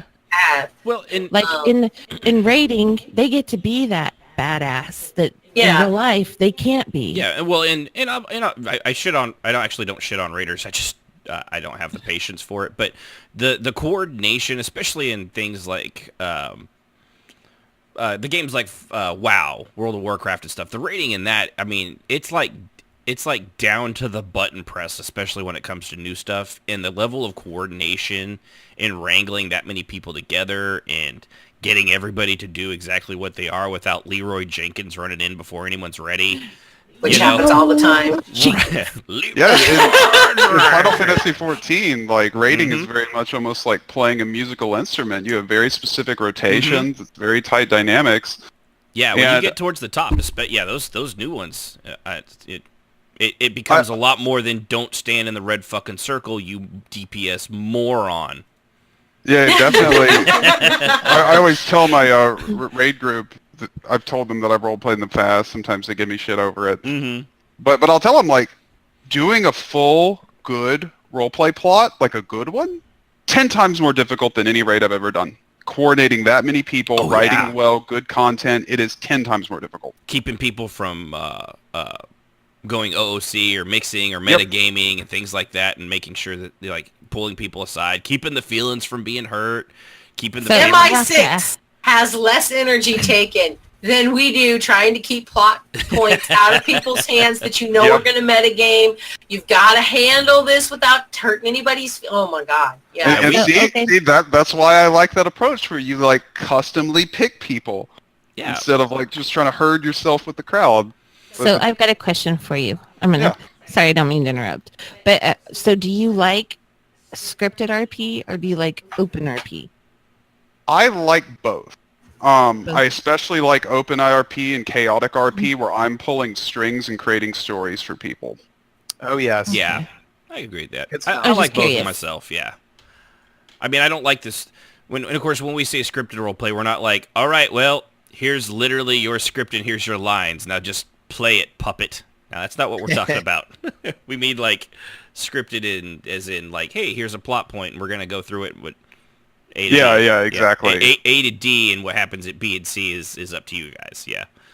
It's like you write a basic event outline, it arches like 5-6 ways, and you just roll with it. Yeah, and those are always fun, and that's the kind of stuff I do, although I haven't done it lately with that. I know I haven't had any menace updates because I've been sick, and then every time I look at the calendar, it's completely filled up for the week already. So I need to start jumping in on that earlier. It's just hard. You never know your schedule. That's a challenge, especially if you can't roleplay during prime time. Yeah. Yes, that is a major problem. Yeah, for and that's a lot one of thing, like people. with the Servants of the Tribunal that we talk about a lot. Almost all their stuff is at 9 Central is typically when they do all their events, because it's typically the time across the United States that everyone's able to do it, and other people, Australia, it's really late for us. Really. Yeah, I've noticed that a lot of roleplay happens in Servants between midnight and 2 a.m. And I go to bed at 10. Yeah. So a lot of unscripted, event stuff. Yeah, and it's just kind of that's one of those things like Oaken was saying. It's just the way that guild is structured. That's just how things have developed over time, I guess.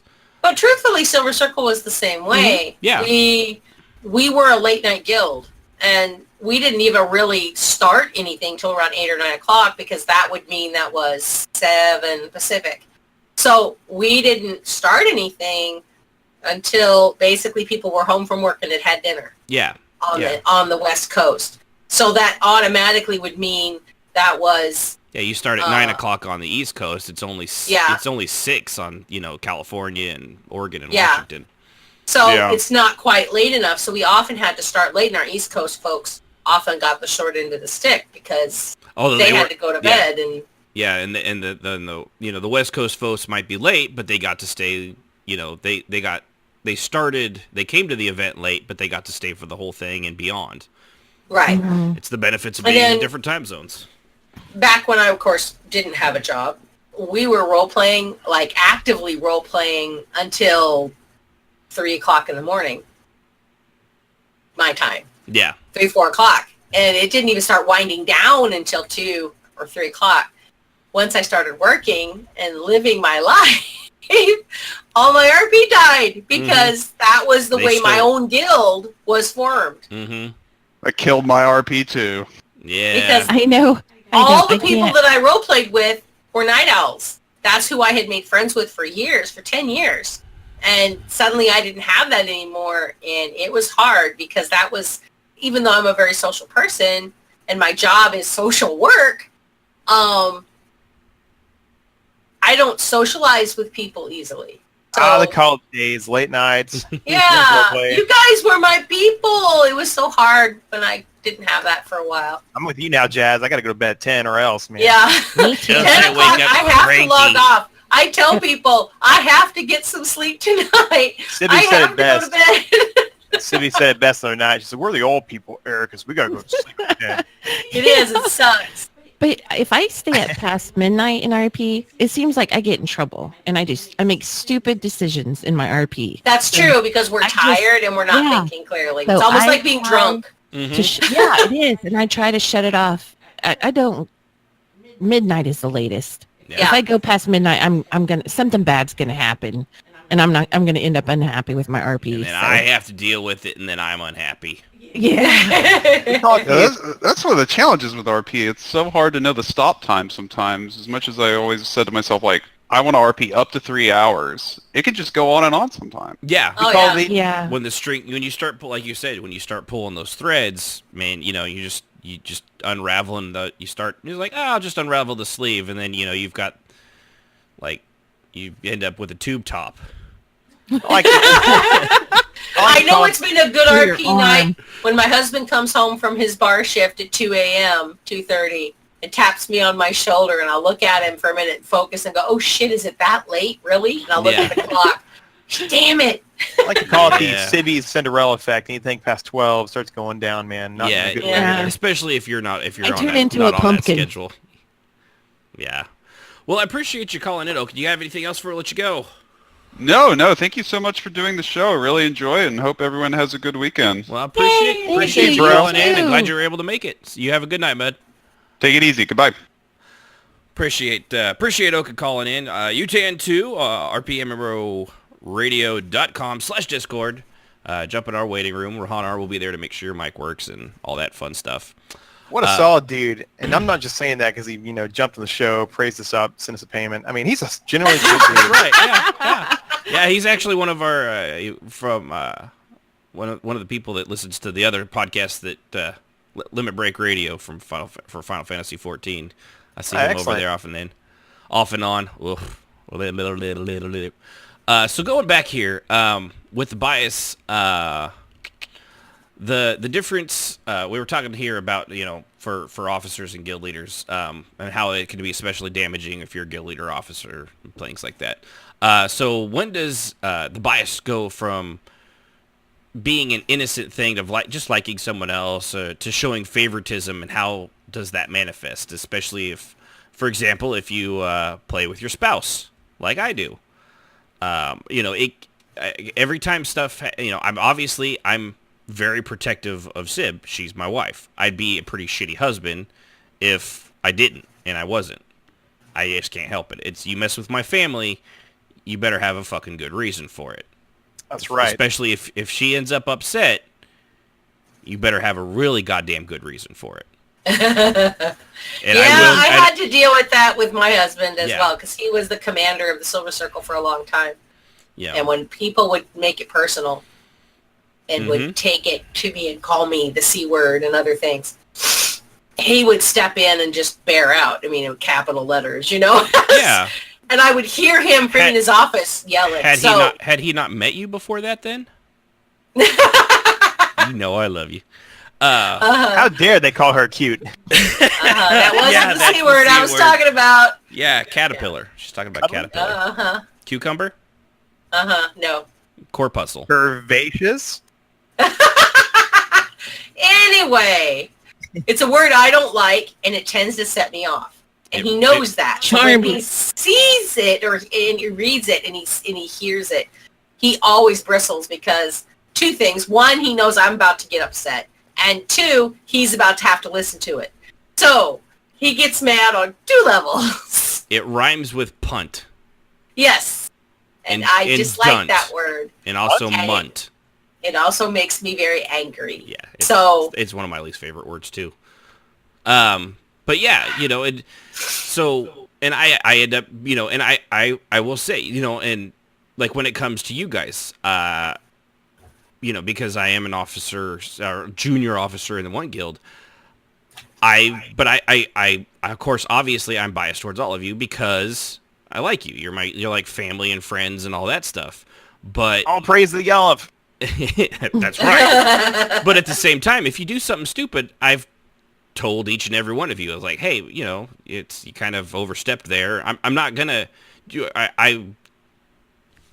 I'm too good of friends with you not to be honest if I think you've screwed up. Now, I won't come at you guns blazing or anything like that, but at the same time, I'm not going to show you favoritism. If you break a rule, you break a rule. Especially if it's in character, man, all gloves are off, obvioed. If you do something stupid in character. I expect no less. Right.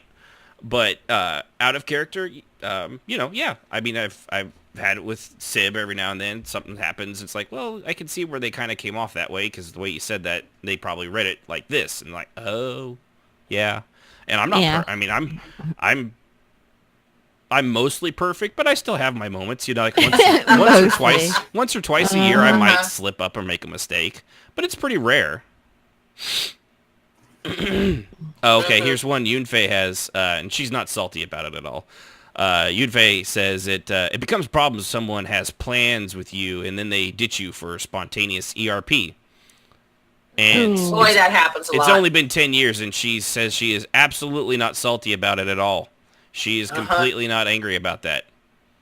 Totally understandable. 10 years We've all later, had to go through it. that's why she brings it up. And you know what? In that right there, I don't know how I don't know if I would consider that favoritism or bias towards a person so much as poor form. Well, poor form, but having that they're pathetic and lonely, and that they'll dump a friend for their favorite thing, which is ERP, and getting the rocks off. You know, If you put ERP head of roleplay, I mean, that is a form of bias. If somebody's going to give you a piece of digital penis, and that somehow means that you need to drop everything you're doing and run to them, or someone's not giving you the digital penis fast enough, and so you move on, those things, I think, are a form of favoritism because it causes a lot of hurt feeling. I know what everyone's feelers. thinking, and I agree. I am equally as uncomfortable with her using the phrase digital penis. But would you prefer I use a different word? No, it just makes me remarkably uncomfortable. I don't know, just something about hearing you say that out loud repeatedly. It's just weird. Okay.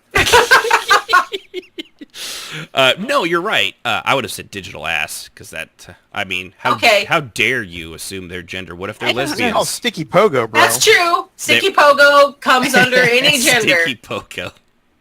That's an old Star Wars finger. Galaxies cut down. Will you say sticky finger roleplay? You know, I mean, we had lots of names for ERP back in the day, and we all did it. I think the difference is that it had its place, and you didn't You didn't usurp good RP and run away from it just because somebody was going to slip you some on the side. It was ridiculous.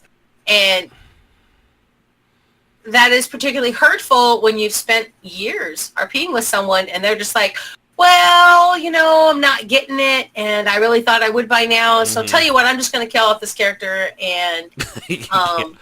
Go to somebody that will wet my wick, yeah. Yeah, and it's always a little shocking when it happens, and it's happened to me several times because I stopped ERPing there for a long time, as you know, after He Who Shall Not Be Named. And I just...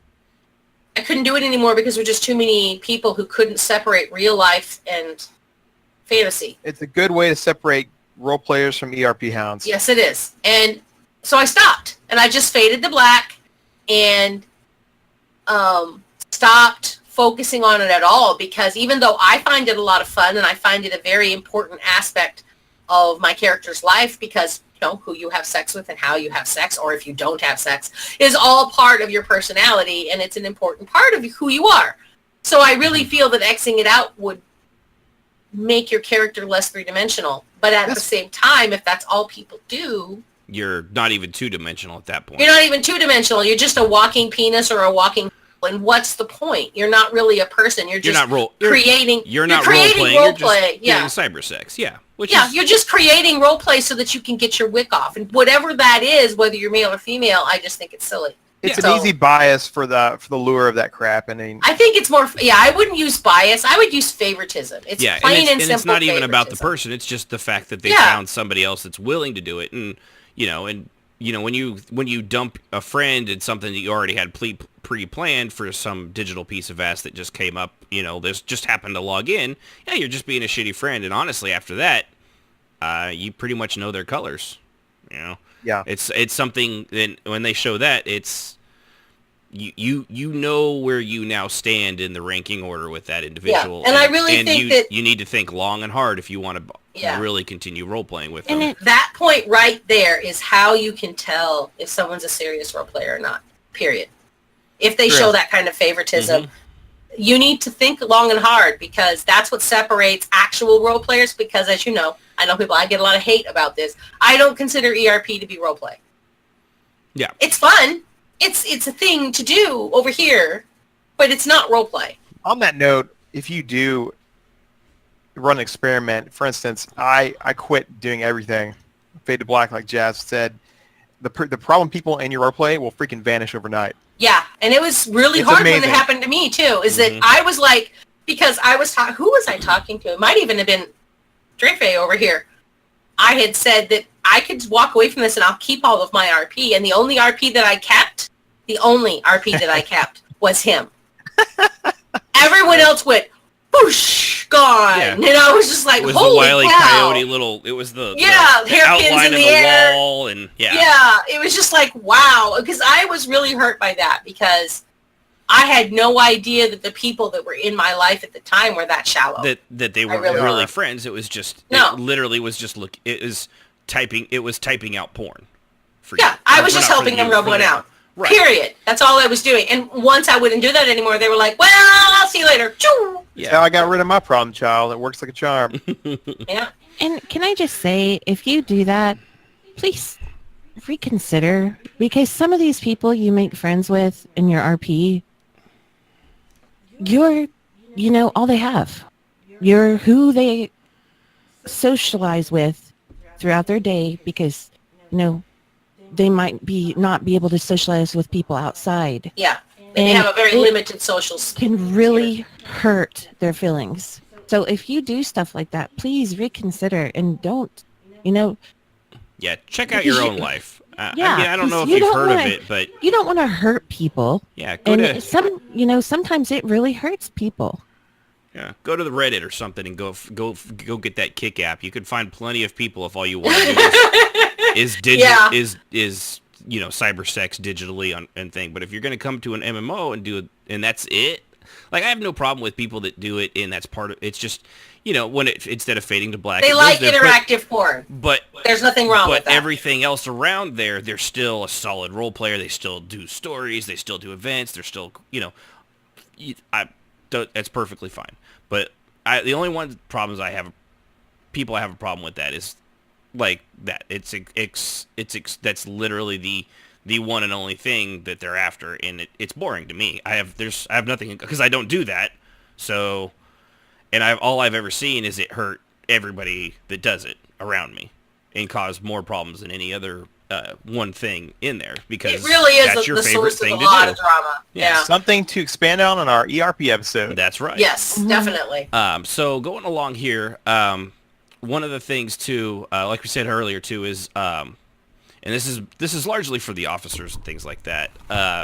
When you start when it goes from bias to favoritism, you start ignoring rules for people. You give worst examples too would be things like you give them promotions without having them have done any of the work or shown it, overlooking and excusing bad behavior, stories, lore, or just the character itself, and punishing anyone that dares to contradict them because they're your favorite. Yeah. We've I want to say it, but I don't. That a very old vampire character that came up. I don't know. Am I allowed to talk about that? Because that was ridiculous. Yeah. I don't remember which one you're talking about. We had several. There was one that just came up that's like over 3,000 years old. Now, there's nothing biased or favoritism about. That's just a bad rule. It's just really lazy.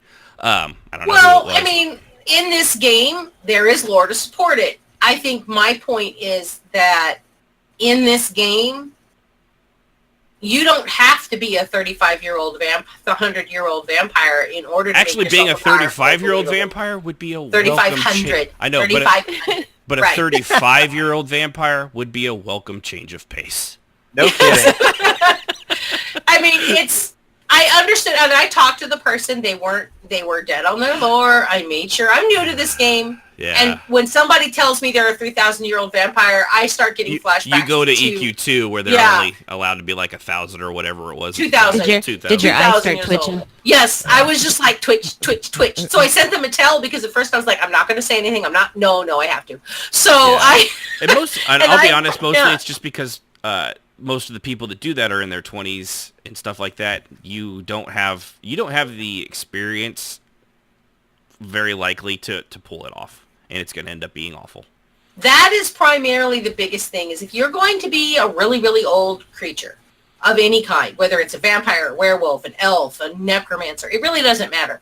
If you're going to say that you're that old, you had better know every single solitary thing that happened in the game in that period of time. And if you can't pull that off, that's why all my characters are less than 200 years old. Yeah, I will say too, one thing, it's Oak Hobson thing, but it's Oaken. He says and this is one thing I really loved about Final Fantasy XIV, vampires don't exist in the lore.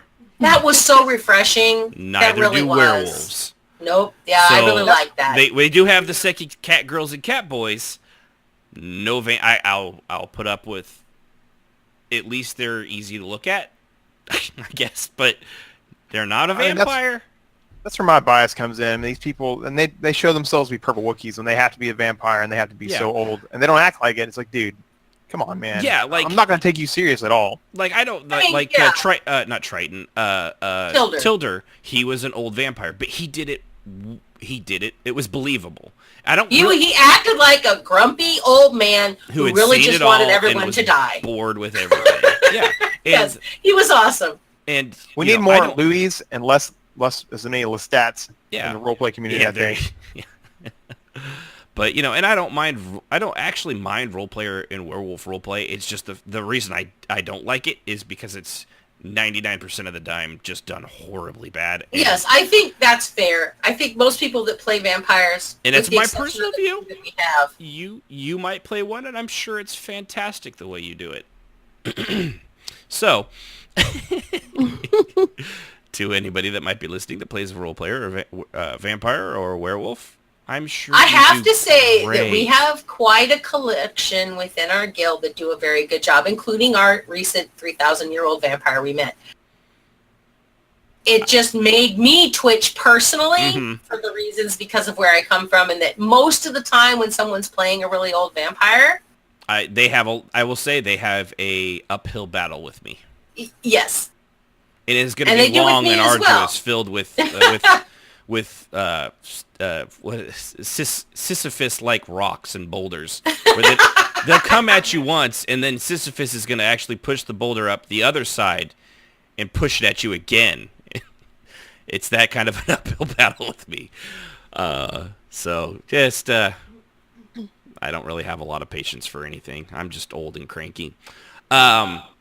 But yeah, in giving, definitely giving people promotions and stuff like that, man, you just can't do that because people definitely see that. Your guild will see that. Other officers will see it, and it's a surefire way. Now, on the flip-flop, and a flip-flap,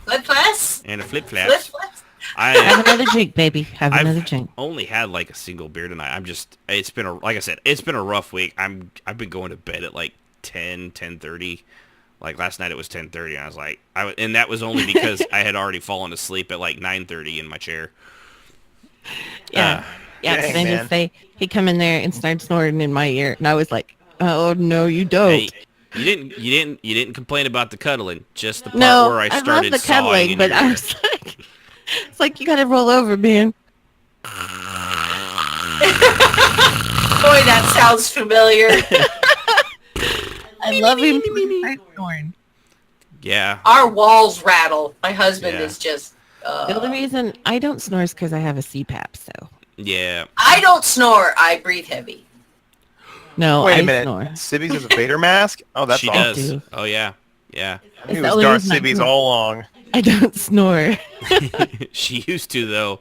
I used to. She used to. It was so loud. The neighbors would be like, "Mike, wake up your wife. it. She's snoring." Ah! I know the other day, Oh, I this love was you. like, I know. 2 or 3 years ago, my husband had gone to bed because he didn't feel good. He was sick. And so he only gets like 4 or 5 hours of sleep a night. He's, I don't know, weird. He doesn't need much more than that. But he had gone to bed at like 8 o'clock at night, and he was in bed, and we were in the kitchen cleaning up, and he was snoring. And the boys both stopped and went, "What is that?" And I was like, "What is what?" "That sound." And I'm listening, and I'm like, "I don't hear anything. You can't hear this sound." "Oh, your father. Oh, dear. He's probably sleeping on his back. Hold on." Oh gosh, Went and told him, "Roll over, baby. You're scaring the kids." There you go. you're scaring the kids. The children are crying. It's 2 states away. But one of the other things, we'll get through these last bit here, is on the flip side of it, what happens when it's only perceived that way, but actually isn't. And I know we've had this happen a lot. One of the examples I Yes. remembered back in EQ2 and Silver Circle, which Jazz led and I was an officer of because I was married to that. Someone was upset with Jazz because she didn't get onto my character Xanis for chewing someone out and beating them senseless. He was a monk. That's what he did. He talked with his fists. I think the Jedi call that aggressive negotiations. He beat him They do. senseless, and they were like, well, other people would get in trouble because you're not supposed to fight. The problem was that was literally Xanis's job, and mine as an officer was in character. It was like it was an People enforcer. always did that. Because we were not allowed to fight each other, but the officers could beat the crap out of you. And that was just the way it was. I mean, that was their job as fists because they were Vakarina's fists. Yeah. We And that had was just another what he was good situation. at.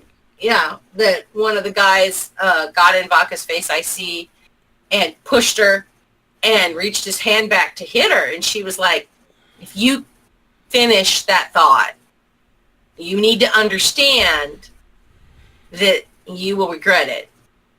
Because he was a big guy. He was like, "What are you going to do? There's nothing you can do to me at all." And he knew I wasn't a PvPer or anything. And then they were standing behind him, my Yeah. 2 officers. And they were like, "No, see, that's our job. And you're Yeah. both going to fight me? Oh, yeah. Oh, yeah. And we're going to enjoy it."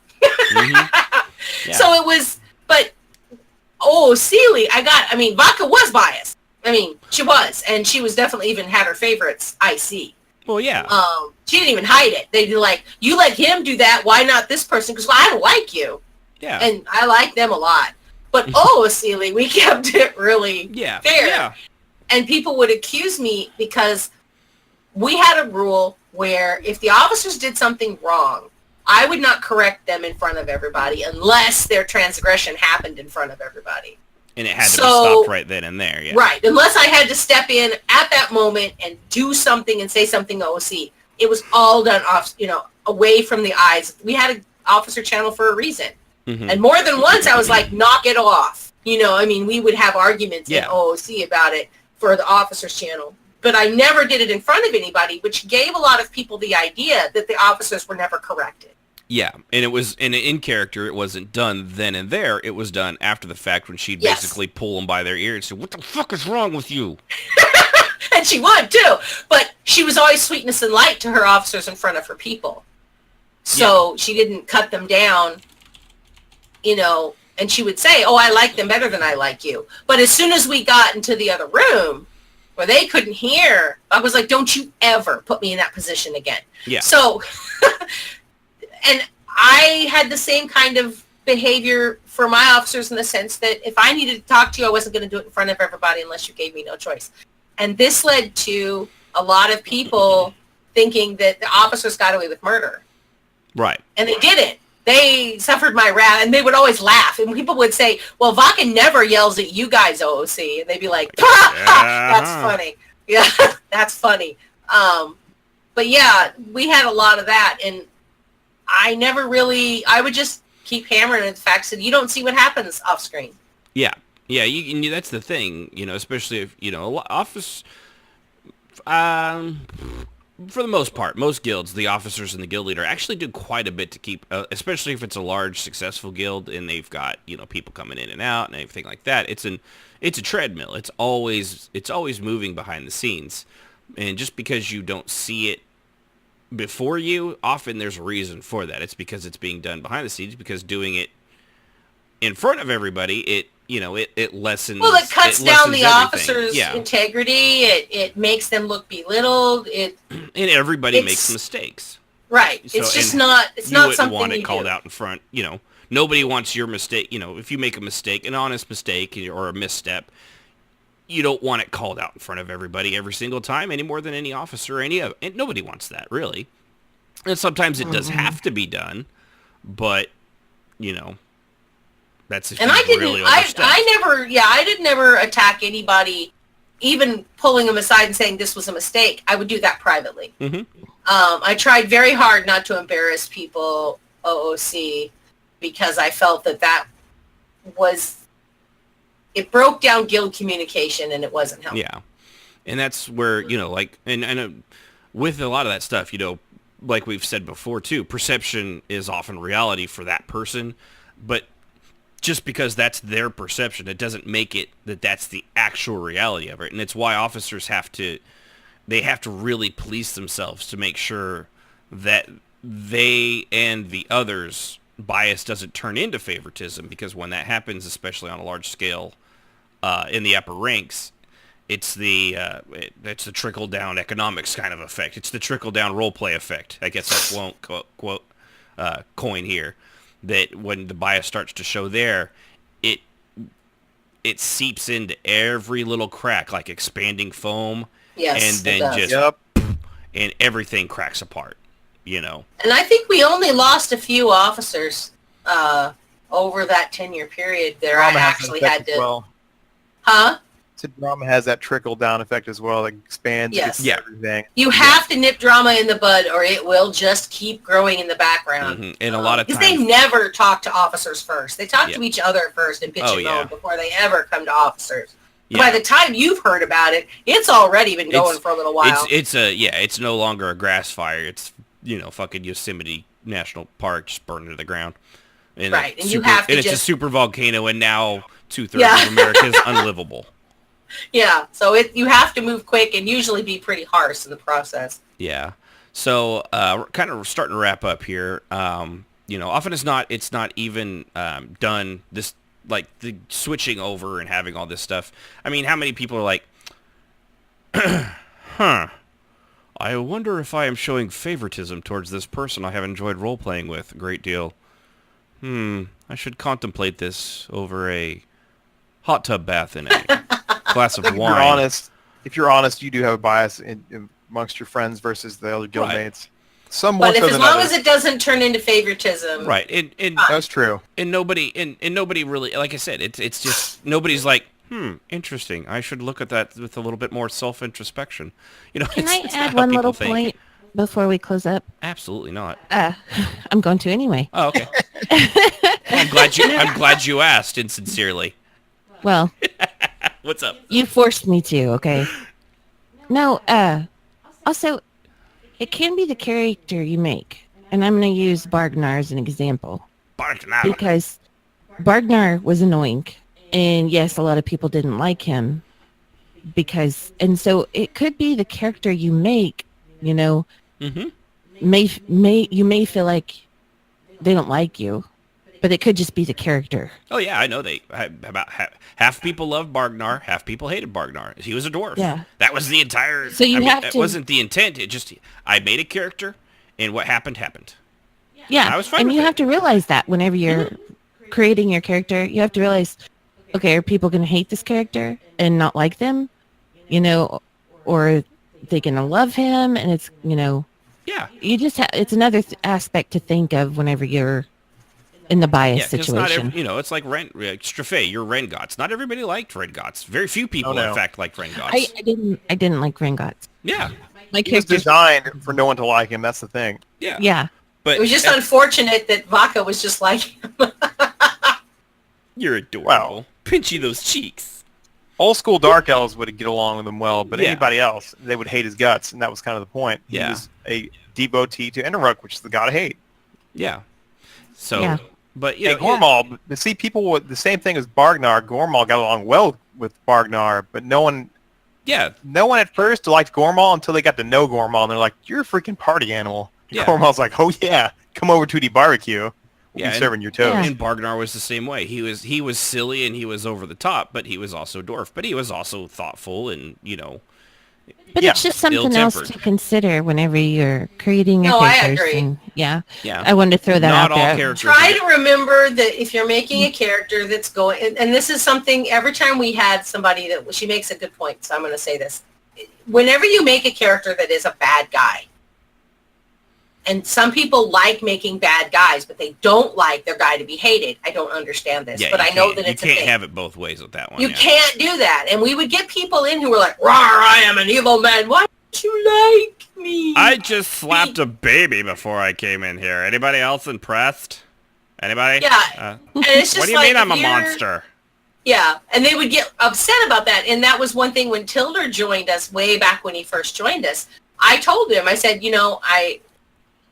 I know you haven't, because he didn't know Rengots or anybody yet. And he was like, this is a very dark guild, so I think you're going to fit in well. But we also have our light stripers in here, and they're not going to like Tilder, and I need to understand if you're going to be okay with that. Mhm. And he was like, Ah, yeah, I wouldn't have made an evil character if I gave a shit. Yeah. I'm like, Yeah. okay, then we're going to be fine. And we were. But yeah, don't make an evil character who talks about eating babies and killing people and then expect people to like you, because there's going to be people who like you, but that's because they're just as evil as you are. Yeah. So Yeah, don't make a character and then be upset because people don't like you. People were like, doesn't it upset you that everyone hates Baka? Dark elf. She Yeah, doesn't give a bad guy. shit what you think. Zombie. Bad guy. Yeah. But So, but yeah, I think that's a thing that a lot of people do is they make these characters and then they're upset when people don't like them. yeah. yeah, Yeah. And it's like we were saying, and You- it's not biased or favoritism. It's just so it's personal taste in that way. Well, Yeah. I mean it is a bias. yeah, They don't like that type of character or they don't like that type of role play, and that's fine. Like I said, bias in itself isn't bad. Well, they court that kind of role play. Right. yeah.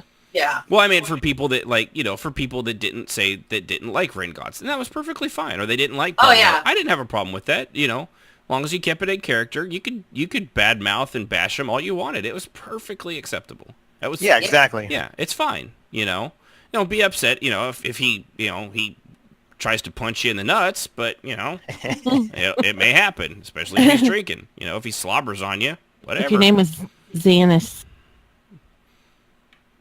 Hey man, Xanis was good unless I was playing Ren, and then I hated his guts. That's But, right. oh, see? That's what I was It's saying. freaking Xanis the Menace. You might try to punch him in the nuts. That's right. So with that too, one of the things I was wrapping up here is slipping from one to the other is that the whole slippery slope argument, and you do actually have to be self-aware and willing to hear people out, but equally be able to give an example of why it is you feel it is or it isn't turning into favoritism, or your bias isn't actually coloring your judgment. And if you're trying to tell someone, you've got to be able to bring up those facts and not just be like, hey, you're showing favoritism towards these people because, well, no, you need to show because this happened here, and where we would got onto someone over here for doing the exact same thing, you didn't with this person. Why was that? Yeah. Point out the indiscrepancy and give them a chance to explain why that may have happened before you decide that they're being biased. Yeah, and that's why, facts and examples, they make the difference between an accusation and like an actual solution to what may be a problem. Whether it's screenshots or it's example or it's A/B comparison, apples to apples, oranges to orange, that kind of thing. If you're going to confront somebody about it too, you need to be able to back it up without just saying like, hey, this is something I think is happening. Well, okay, why is it happening? And if it is, that's fine, but you've got to be able to show it, and you've got to be able to prove it. And it could be just a perfectly innocent misunderstanding. And it could be. And that's why on the other side too, you've got to be able to be like, well, no, I did that. I for me as an example, like at my work and my job or pretty much anything I do, there's very few times I do something without reason and understanding of exactly why I'm doing it the way I'm doing it. It's fairly rare. Like the way we plan out for example, the show and everything like that. It seems like a hodgepodge bullshit, which is partly just because I'm scatterbrained, but also it really is the way we've designed it from the ground up. And because we have an outline we follow and everything. Yeah, there's outlines, there's scripts, there's we do a lot of work in between here, and that's case in point point. It has to be how Ashton tripped me up because he edited my monologue for what we did. No, I did that. Oh, that was you did that. I actually don't edit other people's stuff. That's the girls in there putting things. Yes, trolling me. Too. Yes, wow, yes, that's it was. a first on that. Yeah, that's the girls. I just delete your entire advertisement. That was a good one too. You'll get to do it. I know. You'll get to do it. I know. I was going to give an example of an innocent instance Go ahead. that I had. We were in an event, and apparently somebody had said that this is how it's done. Well, I was doing multitasking, which is horrible to do at an event. So I completely missed what they said. And I asked in our guild chat, is this how we do stuff? Well, instead of, getting upset and taking it to somebody else, that person confronted me, and I was like, what? Wait a minute. And so I had actually took screenshots. I do screenshots now that Jazz has told me to do that. So I went back and I was looking and I was like, oh my gosh, I am so sorry. I completely missed you saying that. I said I was writing a report on another screen while the event was getting ready to start. I did not mean anything by it. And she was like, well, I just wanted to make sure it wasn't against me. And I was like, oh no, I have nothing against you. And so it was completely an innocent misunderstanding. But I was happy that they brought it to me and talked to me about it instead of, getting upset.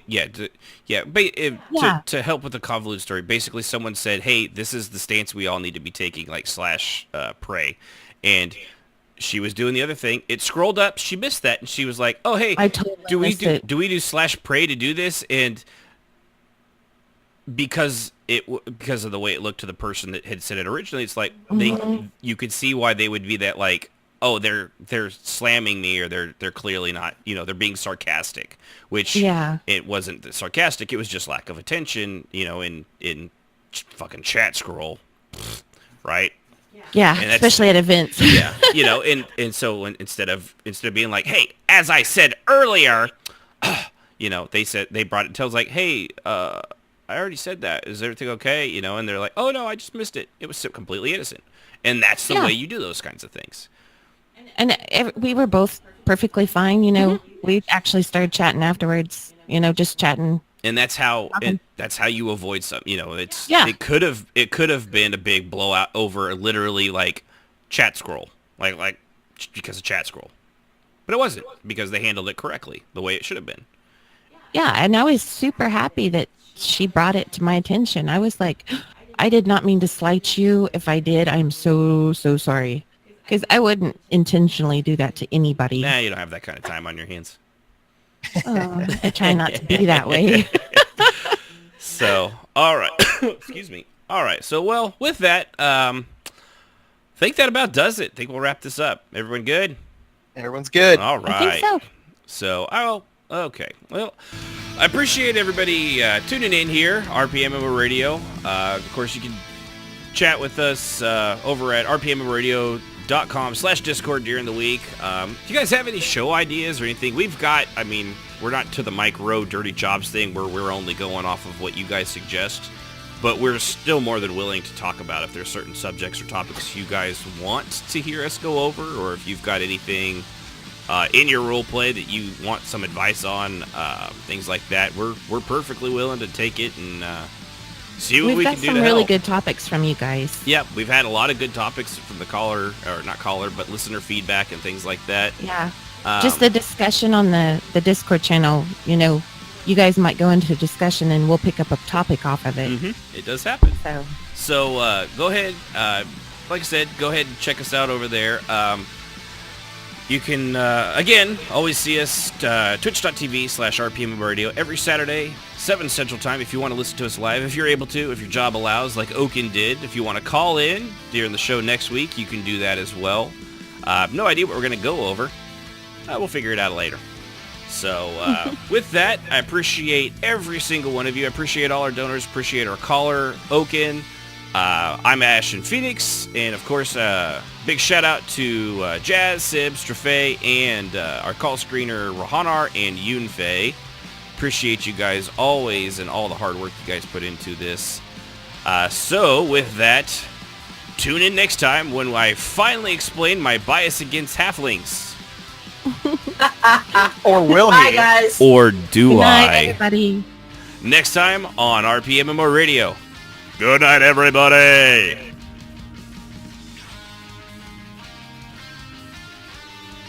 The thoughts and opinions of those on RPMMO Radio are just that and should not be taken as the gospel truth, but pretty close to it. Music, as always, is provided by Husky by the Geek. Visit him at youtube.com/HuskyByTheGeek to hear all his great video game rock covers and original music.